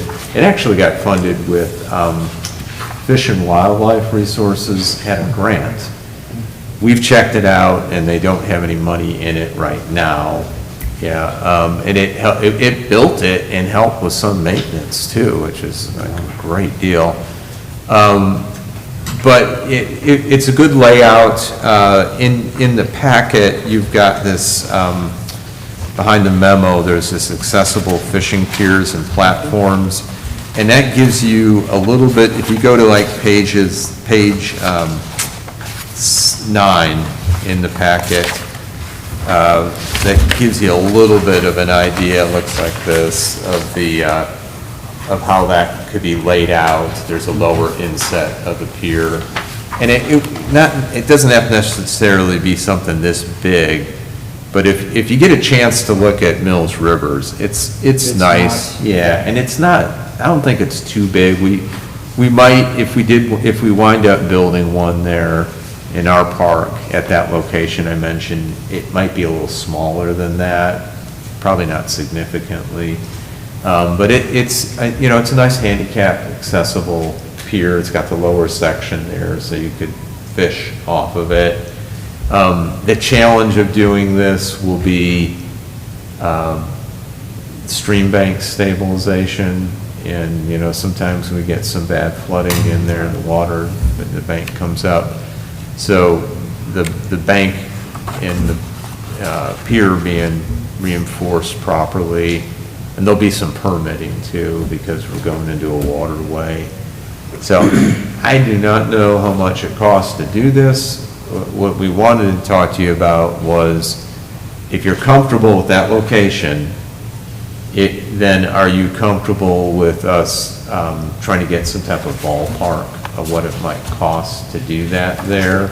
And then with that information in hand, then we can make a decision if we want to pay someone to do like a preliminary design on it, or go full board design and bidding it. We don't have anything budgeted for it right now.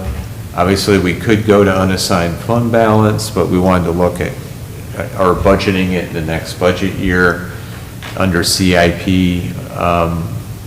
or look at grants. Well, grants we'd like, obviously like to You look think at of ours. legislation also? No, we always ask legislators a list. Well, if we could put that on the list as well.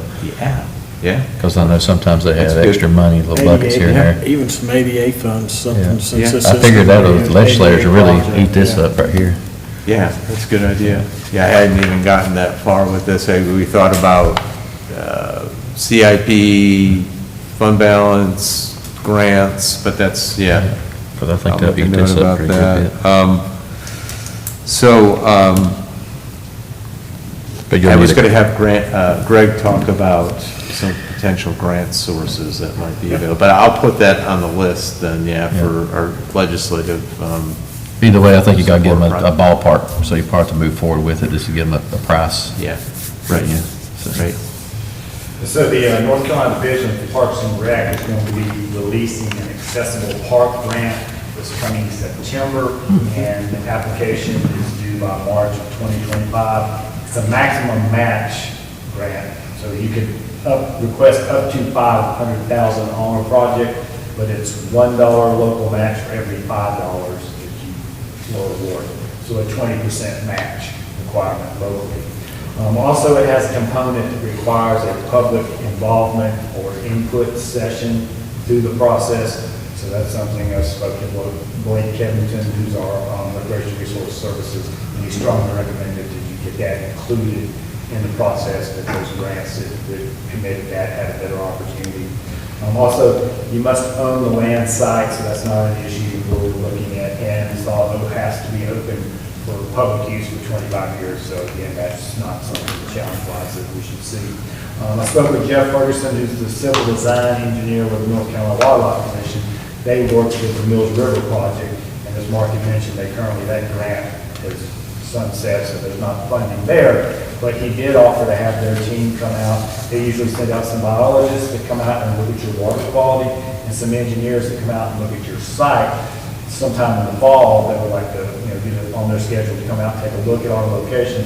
So if funding became available, that part might be completed already. So that could be something, if we're fortunate going into January and they get some funding back in place, that could be, those are two options that we think might be available, depending on the scope of the project and what the cost ends up being. So that sounds like we probably need to get some cost. Yeah. I'll have to pay, it may not be McGill, but I mean, McGill or somebody that would have some engineering expertise to, give me an idea. We'll give you some general dimensions of the fishing pier.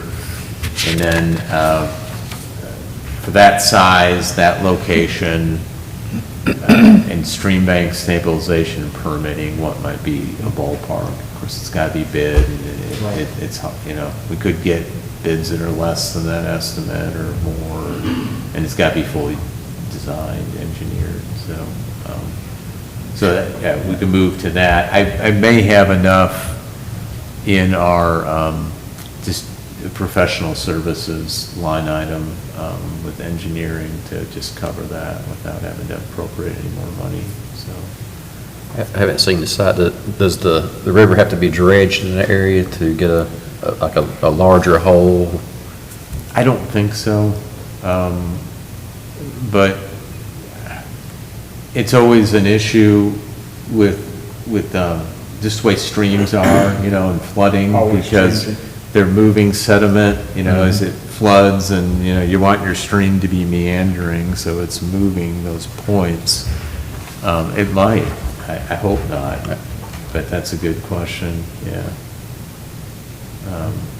I think our bigger challenge is that it have to be designed well to withstand the floods. Yeah, then when the waters come up, and I almost think back enough that it won't pick up debris that comes down, because that's, to me, the bigger danger than the storm surge is, branches, trees that get in there and then hit, or they lodge up again, kind of like our bridge. Yeah, we have, because last year and a half ago in Mills River, that pier was there. We Yeah. had 100-foot log jam from the bridge down, but all of that debris came past that. So it withstood, so Good. definitely, that was one of the things I was gonna say, is absolutely make sure this thing's gonna withstand Yeah, what Mother Nature can throw at it. yeah. And I'm assuming if we're making this successful, we probably need to pave the portion leading up to it. Probably so. You're talking about I'm from the sorry, park, that's true. from the parking lot to the. If we're trying to make this paved. accessible, I assume somebody in a wheelchair would have difficulty. Probably. There's a slight incline up Yeah. to the trailhead, so I thought about that today. Yeah, probably would need some asphalt, On that to it. portion at Not- least, Yeah, and yeah. not rock, just because, or loose stone, because we'd probably be constantly, well, it might not even be ADA compliant if we Yeah. don't do that for this, so. And you might be able, I looked at that area today, you might be able, if you were gonna have to redo something to the trail, go in at an angle and divert some of that angle of steepness, so that it's more of a roll in directly to the entry point. Yeah. So if you did that, then you just asphalt in that area Yeah. for ADA compliance. Yeah. Okay. Well, what other questions do we have, comments? I just appreciate y'all jumping on and looking at that. I mean, we talked about it one week, next week I roll into Mills River Park and two suspicious guys are out there walking around the park. Yeah, I tried not to roll up too quickly on Sergeant Player here. I honked my horn and that, I know he was like, why's this guy honking his horn? Thank you. And while I've got an opportunity, just a reminder, we have our next concert coming up August 17th. Pearson Cowboys will be performing at the park. They put on a really nice show at 6 p.m. Then we've got a new event on August 24th, Pooches in the Park. So we're going to have dog vendors on site, probably more dogs than we've seen on location for a while. A small children's activity area, a food truck that's going to be there with some breakfast items. So it should be a fun event, trying to connect our dog families in the park. And then looking for volunteers, brave volunteers for our family festival for the dunking booth. So if there's anyone that's interested to join me, I think the mayor has signed up to get dunked. I assume I am now. I guess so. So what time is this? You gotta pay for each ball or something? Family festival event coming up on September 21st. And we signed Garrett Huffman to perform, who was the 2023 Carolina CMA Newcomer of the Year. So he did a really good show for us, so we're real excited about that. Good deal. Sounds good, and I'll be there in the dunking booth. And please share again, reiterating on the camp side of things for the kids. My grandkids got to experience that this year, and I've already been told they will be back next year. That's not an option. They've already planned. They've already planned it. It's already in their summer schedule. And Refresh me page. my grandson got to water slide with this guy over and over. Wore him out. I went down the slide more times than I preferred to, but that's okay. You're going to miss that day next year, right, Mayor? I'll be there again. I tell, it's such a nice thing. I'm so glad we're able to do the camp, because there's fewer summer camps, and as parents, it's always school-age children, it's a stress in the summer if you're both working to, who's gonna watch the kids, and it's not babysitting, but they're somewhere doing something fun and they're engaged, so, and there's not a lot of summer camp out there. We had a really good camp. Day camp. Washington's team Yeah. this summer did a super job. Yeah. And we were grateful Mother Nature waited to the last day of camp to bring the rain. Yeah. How was And the middle school. Yeah, that's what I was I've about to got ask some- about. Middle school, really, the challenge there is if we had A, another vehicle, B, another base location, we could probably put another 15 kids in middle school. Okay. I've got some neighbors that their kids were in the middle school and they There's have nothing all for to that it. age group in Western North Carolina. Yeah. They can't. Yeah. We're the only middle school camp. I'm surprised the county does not have full-time summer day camp. That just They do a blows my lot of mind. half-day, That doesn't help a sport-based full-time art. working. All right, yeah. That doesn't help a full-time working parent. I mean, service is really important for childcare during the summer, so it's appreciated. Well done.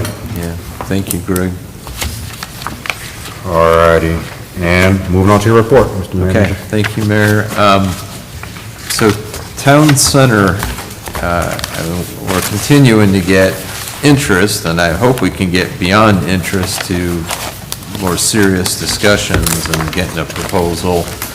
But the last two groups, and one we've met with before, but a newer one, it was interesting, one of the employees of the company actually lives in town, and RVI Planning and Architecture, Eric and I met with them, two representatives from that company, later in July, and they have interest in our town center project. They're a little bit larger firm. They have an office in Asheville and then one in Florida and somewhere else, and they've done some work with mixed-use developments and developers, so they asked lots of good questions. We gave them lots of information, and they're going to check with their contacts if there's something they can come back and engage further with us.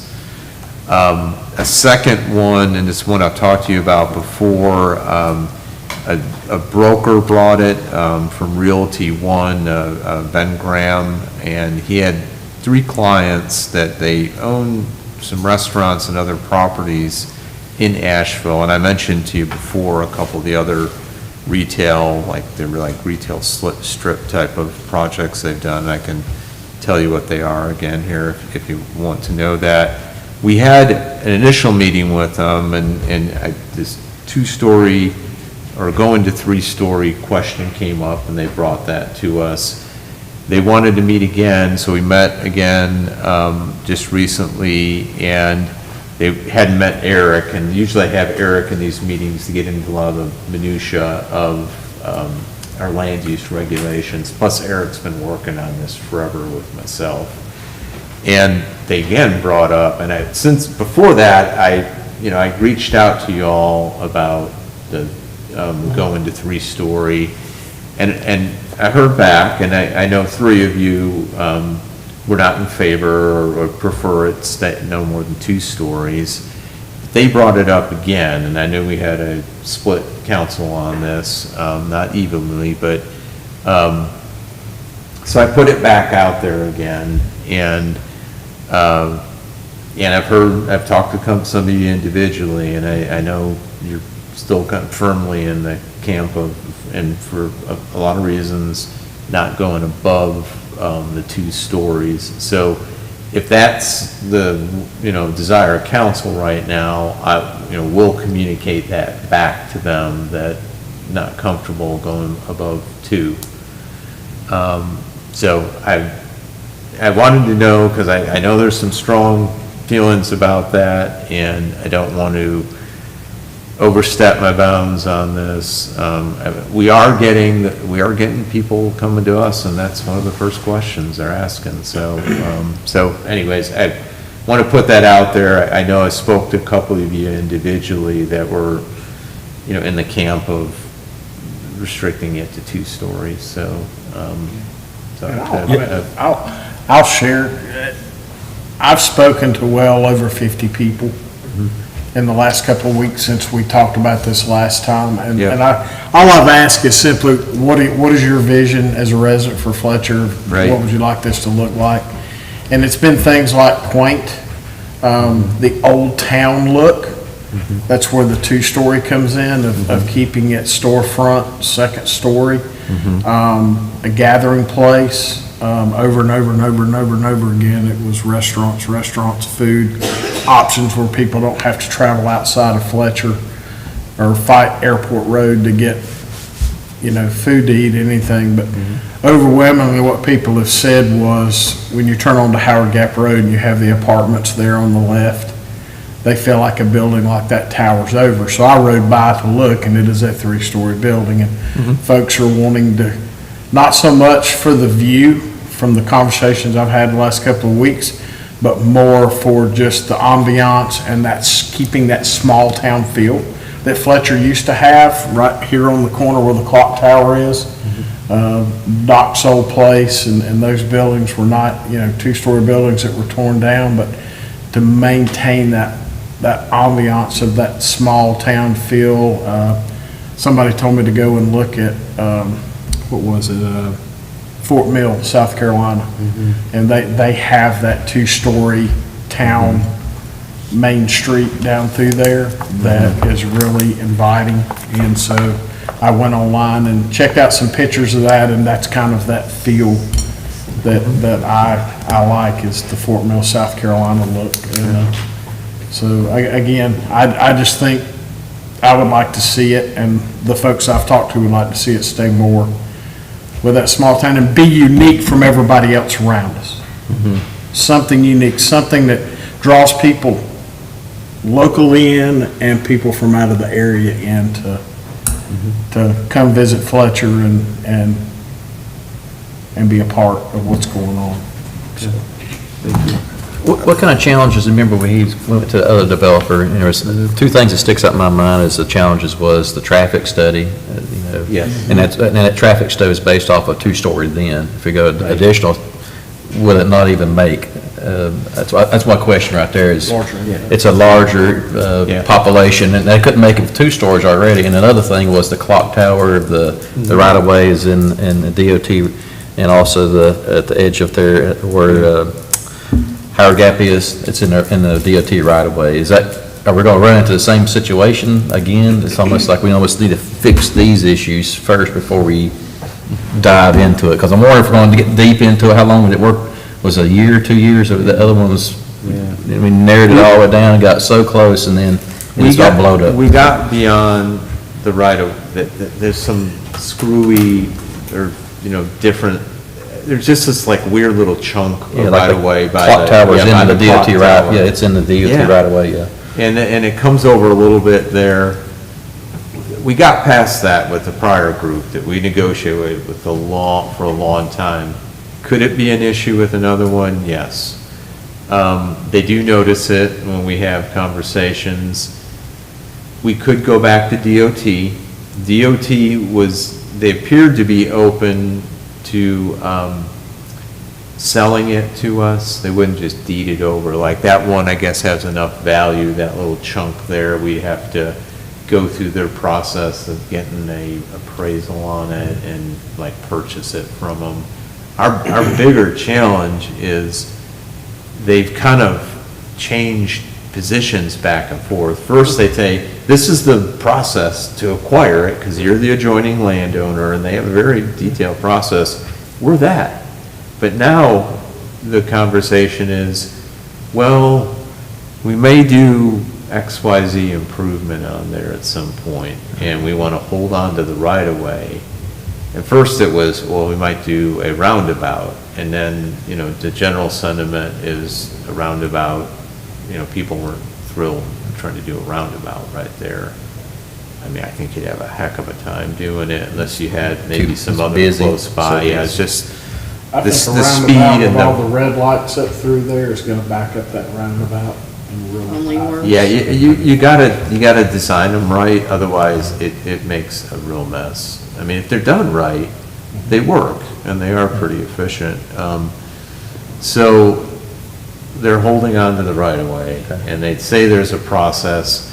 I want to tell a prospective developer, well, we'll try and work with DOT to see if you or the town can acquire it and sell it to you. But that is a challenge, more by the clock tower, down by Howard Gap in This is a corner piece, 25. yeah. Yeah, that's not very much. I know the traffic study too was a huge, I'm just trying to think of all the barriers that we Yeah. faced before. So, yeah. And then it's almost like we need to maybe try to figure out something to fix that, but The kicker was the amount of trips that it generates. That's what estimated trips that it generates into the site, that's what puts it over the edge for the traffic impact analysis. So more cars going in, it triggers it. That's why I'm saying, Yes. think of that 3 stories. That was a Daily. 2-story. We couldn't hardly get past that with 2 stories. Yeah. 3 stories, that's just more trips in. Some Well, things they it would had. also- It would also depend what they. What they put in the Yeah. three-story. Yeah, like the top could be residential as the top level, and it's retail below. And that gives more, efficiency for cost to put those different uses in it. So that doesn't generate as many trips then if let's just say the top level was that, or office, like professional office space. There was a convenience center component on there before, and that was gonna get a lot of trips in and out. So, yeah, I mean, all legitimate questions. The one thing that we think, to do it over again was to involve DOT more on the front end. It's not like we didn't talk to them, but as someone comes, let's say it's a good proposal, y'all are comfortable with it, we start some negotiation with an entity, is to have DOT, and as much as we can get them to do it per their policies and whatever evaluation they have to do, get that more on the front end and to help the process. I think that would help. I mean, shoot, if you would have gone and done an individual driveway permit and we just subdivided the land, it could have been done, but then that's just kind of circumventing, the whole project, so, or DOT's rules. What's the parking gonna look like I'm the new guy here, Yeah. so some of this stuff It- I've it- seen, some of it I haven't. It's going to be built up to the road, because we have this build to lines with our Heart of Fletcher overlay and the zoning. So that's to try and get it up closer to the road, and then the parking in the back. Gotcha. Yeah. Because I know, just a business like the auction house, I know they're like busting at the seams. Yeah. because of the popularity, and I just, Yeah. for some things that come over here, is that gonna generate a bigger problem down the road? I think, I mean, and I know you have to look at an intelligent plan for the whole thing, but we could have auxiliary parking over here on this side of the tracks, because we own all the land over Right. here that's part of the town center. That could help take pressure off of, let's just say this would do really well, and you still have auction house, because they're already approaching us about. Oh, I know. Yeah, about, you know, if they have an event, parking, I don't know, by the Green Building or South parking lot, and they're on-street parking, that kind That of. just shows you the hunger for a local a restaurant with a sitting area. Yeah. Is DOT ever, I know we talked about this, and have they ever continue looking into maybe putting a turning lane up here on Fanning Bridge just to pull some of that traffic off? I remember we talked about that, widening this a little bit, and, Well, the auction house put a huge transformer right there. oh, did they? Kind of where it needed Need to go. It's in the Fanning Bridge Road improvements. Okay. Right, yeah, I mean, it's the project, and Jim's gonna know a lot more about it now being on the MPO. But it's part of the intersection improvements along Fanning Bridge Road. I mean, it'd be great if we can just get that as a standalone project done, because Oh, yeah. it needs it. It backs up all the way. It's horrible. Yeah, I know it's bad. It's all the way Yeah. back to South Chase. And I do think the auction house people, which is really Magnolia Properties owns it, but auction house runs it, I think they would try and work to at least build some level of a dedicated turn lane there, because it's tough. Hope, when the I-26 is done, we'll get a little bit better, because we'll get a longer signalization here for the east-west traffic than what now it's so short. Between Howard Gap Road and Fanning Bridge Road, coming from Hendersonville, right time of the day you hit it, you'll be backed up all the way down to Rockville. Yeah. Drive down there. Yeah. Just because things, once you get past here and start up, Right. you're in pretty good shape. Yeah. It's just getting through these two Yep. light Yep. components with all the traffic coming over from the interstate. So I'm hoping when that gets open. And that's scheduled, the Henderson County Park is getting very, very close Yeah, yeah. to being done. It's just the Yep. Buncombe side of it's gonna take a little longer. And while we're on, I don't want to jump too many, we had a question, I know, Mayor, and I forwarded you the answer on it, but I was going to Yeah. share with the rest of the Sure. group tonight. That diverging diamond interchange, so exit 44, the 25 overpass over I-26, it's been one lane, and it looks like enough of it's done for the other lanes to be open, and it's pretty, annoying to people backing up. The district engineer responded, they think in the next week to 2 weeks, excuse me, all the other lane will be open. Which then that thing will really function, should function very well. And they think the whole thing will be done by October, November, to completely finish, but the lanes in the next couple of weeks, hopefully opening up, because I know people are anxious, and, complaining about it. I just might add about town center. Well, one, Trevor, I think you have valid points. And Jim, I've had similar conversations that you had with people in the public. However, I don't think my conversations have went into detail of whether residents mind if it's 2 or 3 stories. And I think as we continue to move forward, construction costs continue to rise. I think it makes it really difficult for developers to actually do this project that we wanted to do, strictly restricting it to 2 stories. I'm not saying it's impossible to do, because we had it under contract for 2, so it's certainly possible. I guess my larger point is, we would probably need to see a concept before we shoot something down, because it might not be as much of a traffic issue or a DOT issue as we're imagining. And I'm also not sure that if it's 3 stories, that equals, maybe not a quaint downtown, because I've been in Brevard and I've seen some of their structures. There are 3 stories in Brevard. It's growing, but it feels pretty quaint still. So maybe it might behoove us to at least see a concept of what some of these developers that wanted at 3 stories might want to do. Which I Do y'all have any- shared with you. I said, I'm Yeah. more than happy to see a concept, but it's gonna have to have a wow factor that's gonna have to move me past the 2-story. At least from my standpoint. Because we got the property back here, correct, too? So to me, the 3 stories, it should be like to the back right here. So you kind of, 3 stories kind of block everything right here. So when you start developing back in here, people just drive the road, won't see the true town center and the mountains and everything, because since it sits down in the valley, it seems like it will fit back here better than the front. But if somebody wants to bring a concept and look at it, but partially out there, I hate to waste people's time too, that's another thing. But if they're willing to waste or take their time to do it, we can look at it. Well, and I'll say, I don't recall really being able to see, when the previous structures are out there, I really don't recall being able to see back this way super well, just because of the topography. At least I don't, and I could be misremembering that. Yeah, once you build something there, right now, I know you can see Town Hall driving it different, but as soon as you put 1 to 2 story, it blocks the view back here of Town Hall.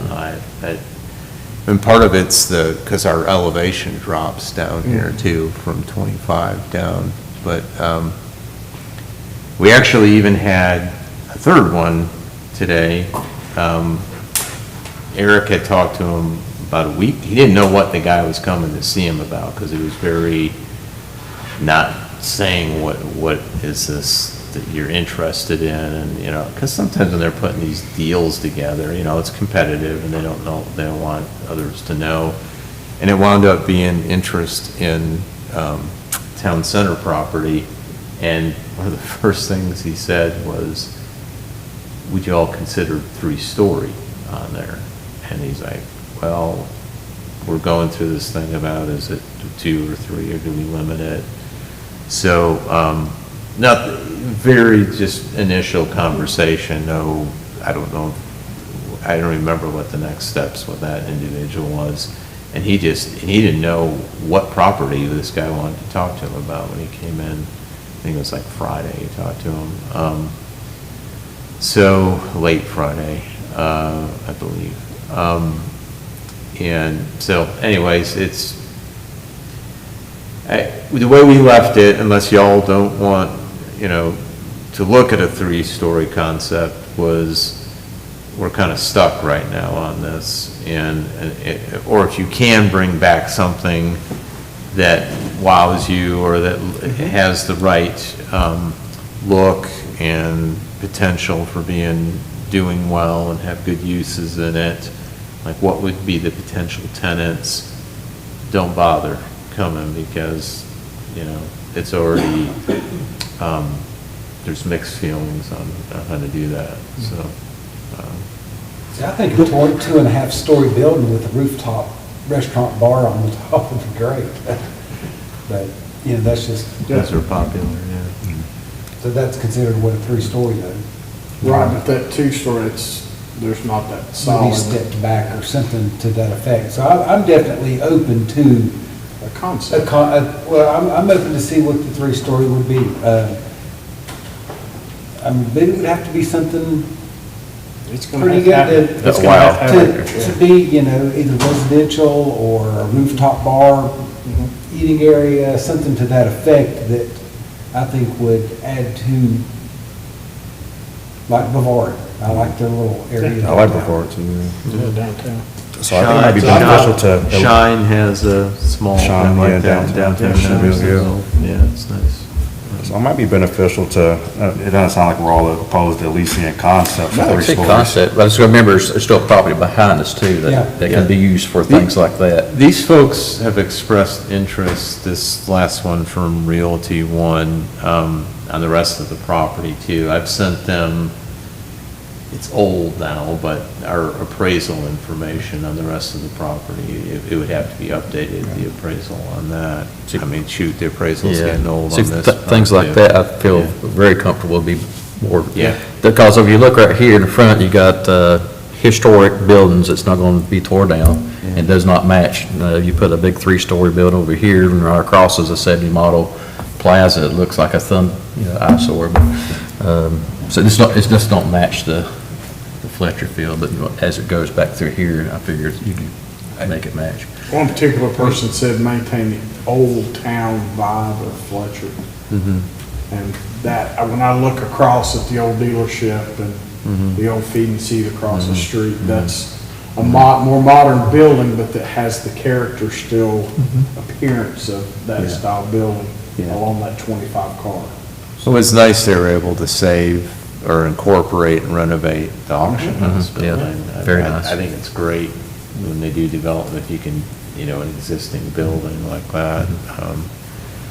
So I guess we'll communicate back if they can present something, you consider it, but it would have to be while on there to do that, and know what some of the potential uses. I think that Okay. sounds If correct. everyone's okay with that. Good with that.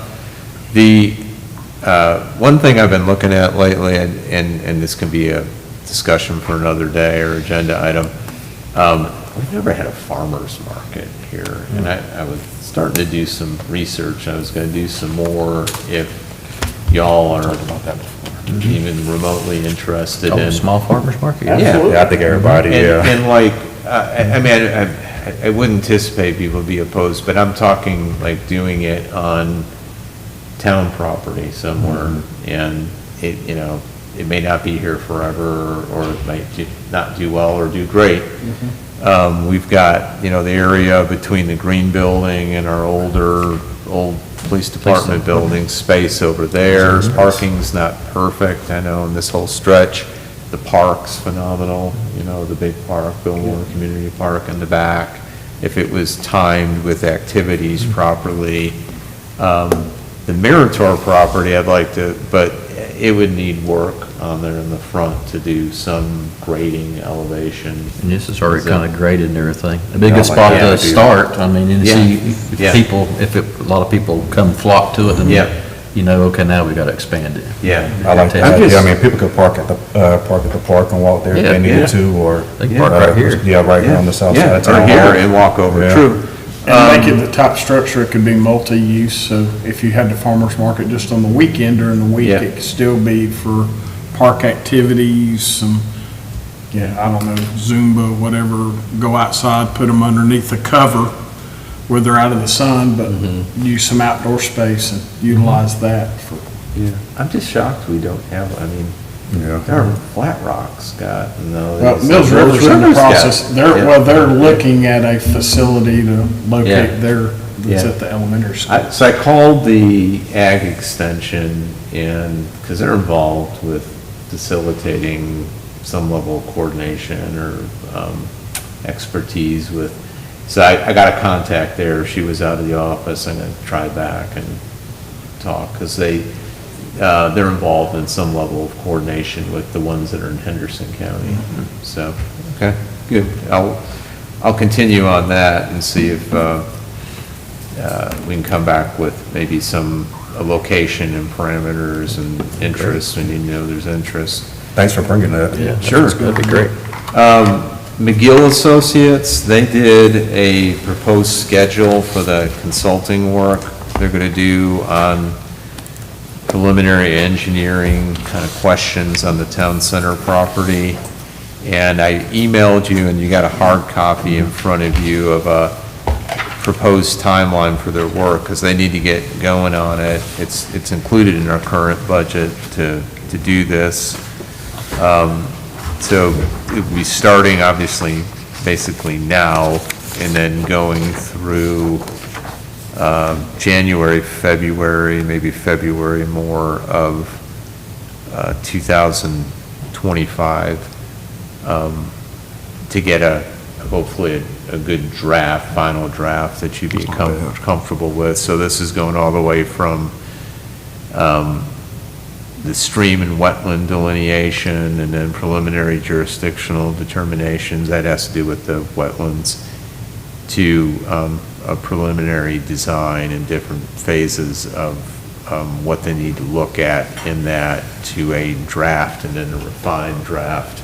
So again, this is looking at the possibilities of what could be done and put in there, trying to answer some of these engineering questions, so hopefully can move faster if we have someone coming in saying, yeah, I could do X, Y residential units and a commercial component, but where would it be strategic or feasible to do this, rather than, here's the property, here's the floodplain boundary, take a crack at it, you know? So if y'all are comfortable, I'll go ahead and communicate back, or if you need some time to look at this, or if you have questions, let me know. But otherwise, this week, I'll respond back to Ben Cathy's, one of the engineers taking the lead on this from McGill. And we'll keep that moving forward. Or do we have questions from Mark? Are we Yeah. comfortable there? Questions? Good, okay. And that's all I had. That was the DOT project, as I mentioned, the diversion diamond, and that was it. Do we have any other business for council? I did have 3 of my neighbors come by my house yesterday. I was doing yard work. All 3 of them had the same complaint. Somebody is hovering their property with a drone. And they're not happy about it. Now, what can we do about the drone? And I counted, we probably had the encounter with the drone maybe 6 or 8 times yesterday. So on pretty days, somebody back this direction is doing a drone, but it's going so far that you can't tell where it's going or what it's doing. I was just curious if there's not something or some way that, I don't know what if anything can be done. And I told him that. I said, well, there's no rules as of right now, but in the park, I know that there's certain rules that you can't have them over the park. But one lady, she was like, well, I wasn't even thinking about it. But my dad says, well, what if they're looking in your windows? You know, because they just go to their side yard and hover. And they sit there and watch my kids play in the yard. And like I said, 3 people walking up the sidewalk yesterday stopped and asked me if I knew what we could do about the drone. You can't shoot them down, it's a federal offense. Huh? You can't shoot them down, tell them that's a federal offense. Please don't. Well, I better call back some people. No. I told them, because I've had this conversation with Mark before, that there was no particular rule, but I did promise that I would bring it up because they're wanting to know if there's something they can do, or what are our options, and they were vigilant about saying they would come and bring it up, or whatever they need to do. So, yeah, the only Sounds thing. very invasive to me. Yeah. It's getting worse and worse, whoever it Yeah. is. It's happening all the time now. Really? So, right now, the park is the only one that we try and restrict, and it's the hobbyist people coming in and doing that. And it way dropped off after we, no drone zone thing. And now, it's interesting hearing that. I'm not saying it doesn't happen places, but it kind of, when drones first came out and then people could run out and buy them, then it was more of an issue of what, like you just described, of people feeling like, well, why is this drone too close to my house and that is spying on me or bothering you for whatever reason. And then that kind of dropped off. And more what you see now are the people use them for a business. Yeah, a Well, lot of it's surveying companies. Realtors doing photos of the property It's- and all that. I'm good Yeah, with it's that, become but big. Law this is an enforcement. individual somewhere close by that's Yeah. got a big. And it's hard, It's- because I've had those calls, it's hard to figure out where Yeah. they're landing, where they're Who they belong to. centrally located from. Oh, I think I know where it's coming from. There's nothing that you can do about it. I mean, I'd have to, it's been a while since we've looked at anything on drone regulations, because all of a sudden they were starting to come up in local government discussions. when they came out and people were buying them and the hobbyists were, having fun and, some of it being obnoxious or goofing around and going and spying on people or bothering their neighbor or something. I don't know what the height of this thing is, but it gets, whatever it is, it's a professional drone. It gets really high. Well, that's at what, times. it could be a business and, but maybe not, I mean, based on what you're describing. Because they're out there a lot. Like you don't realize where they're at sometimes because they go up high If we enough, couldn't hear it, we wouldn't and you know. can't hear it. I'll be saying, And now the camera technology, and, Yeah.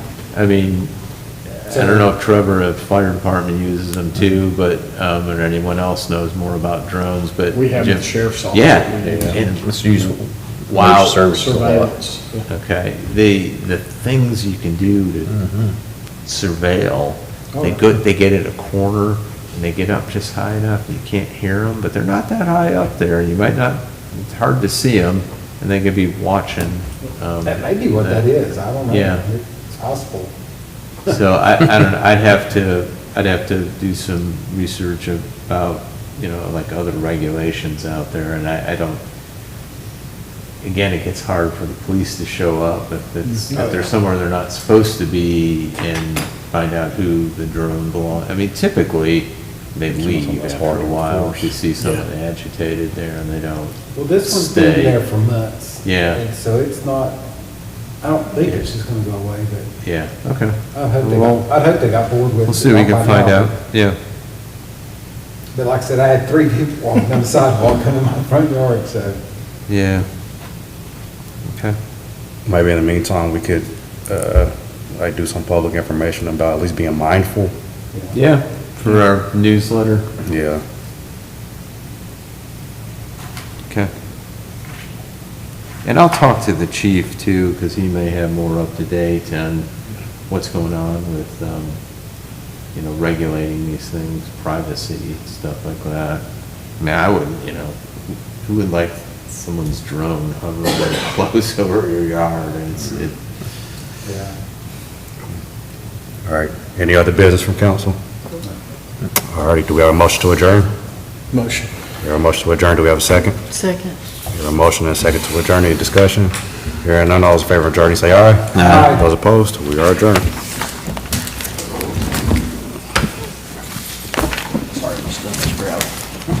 Mine has too.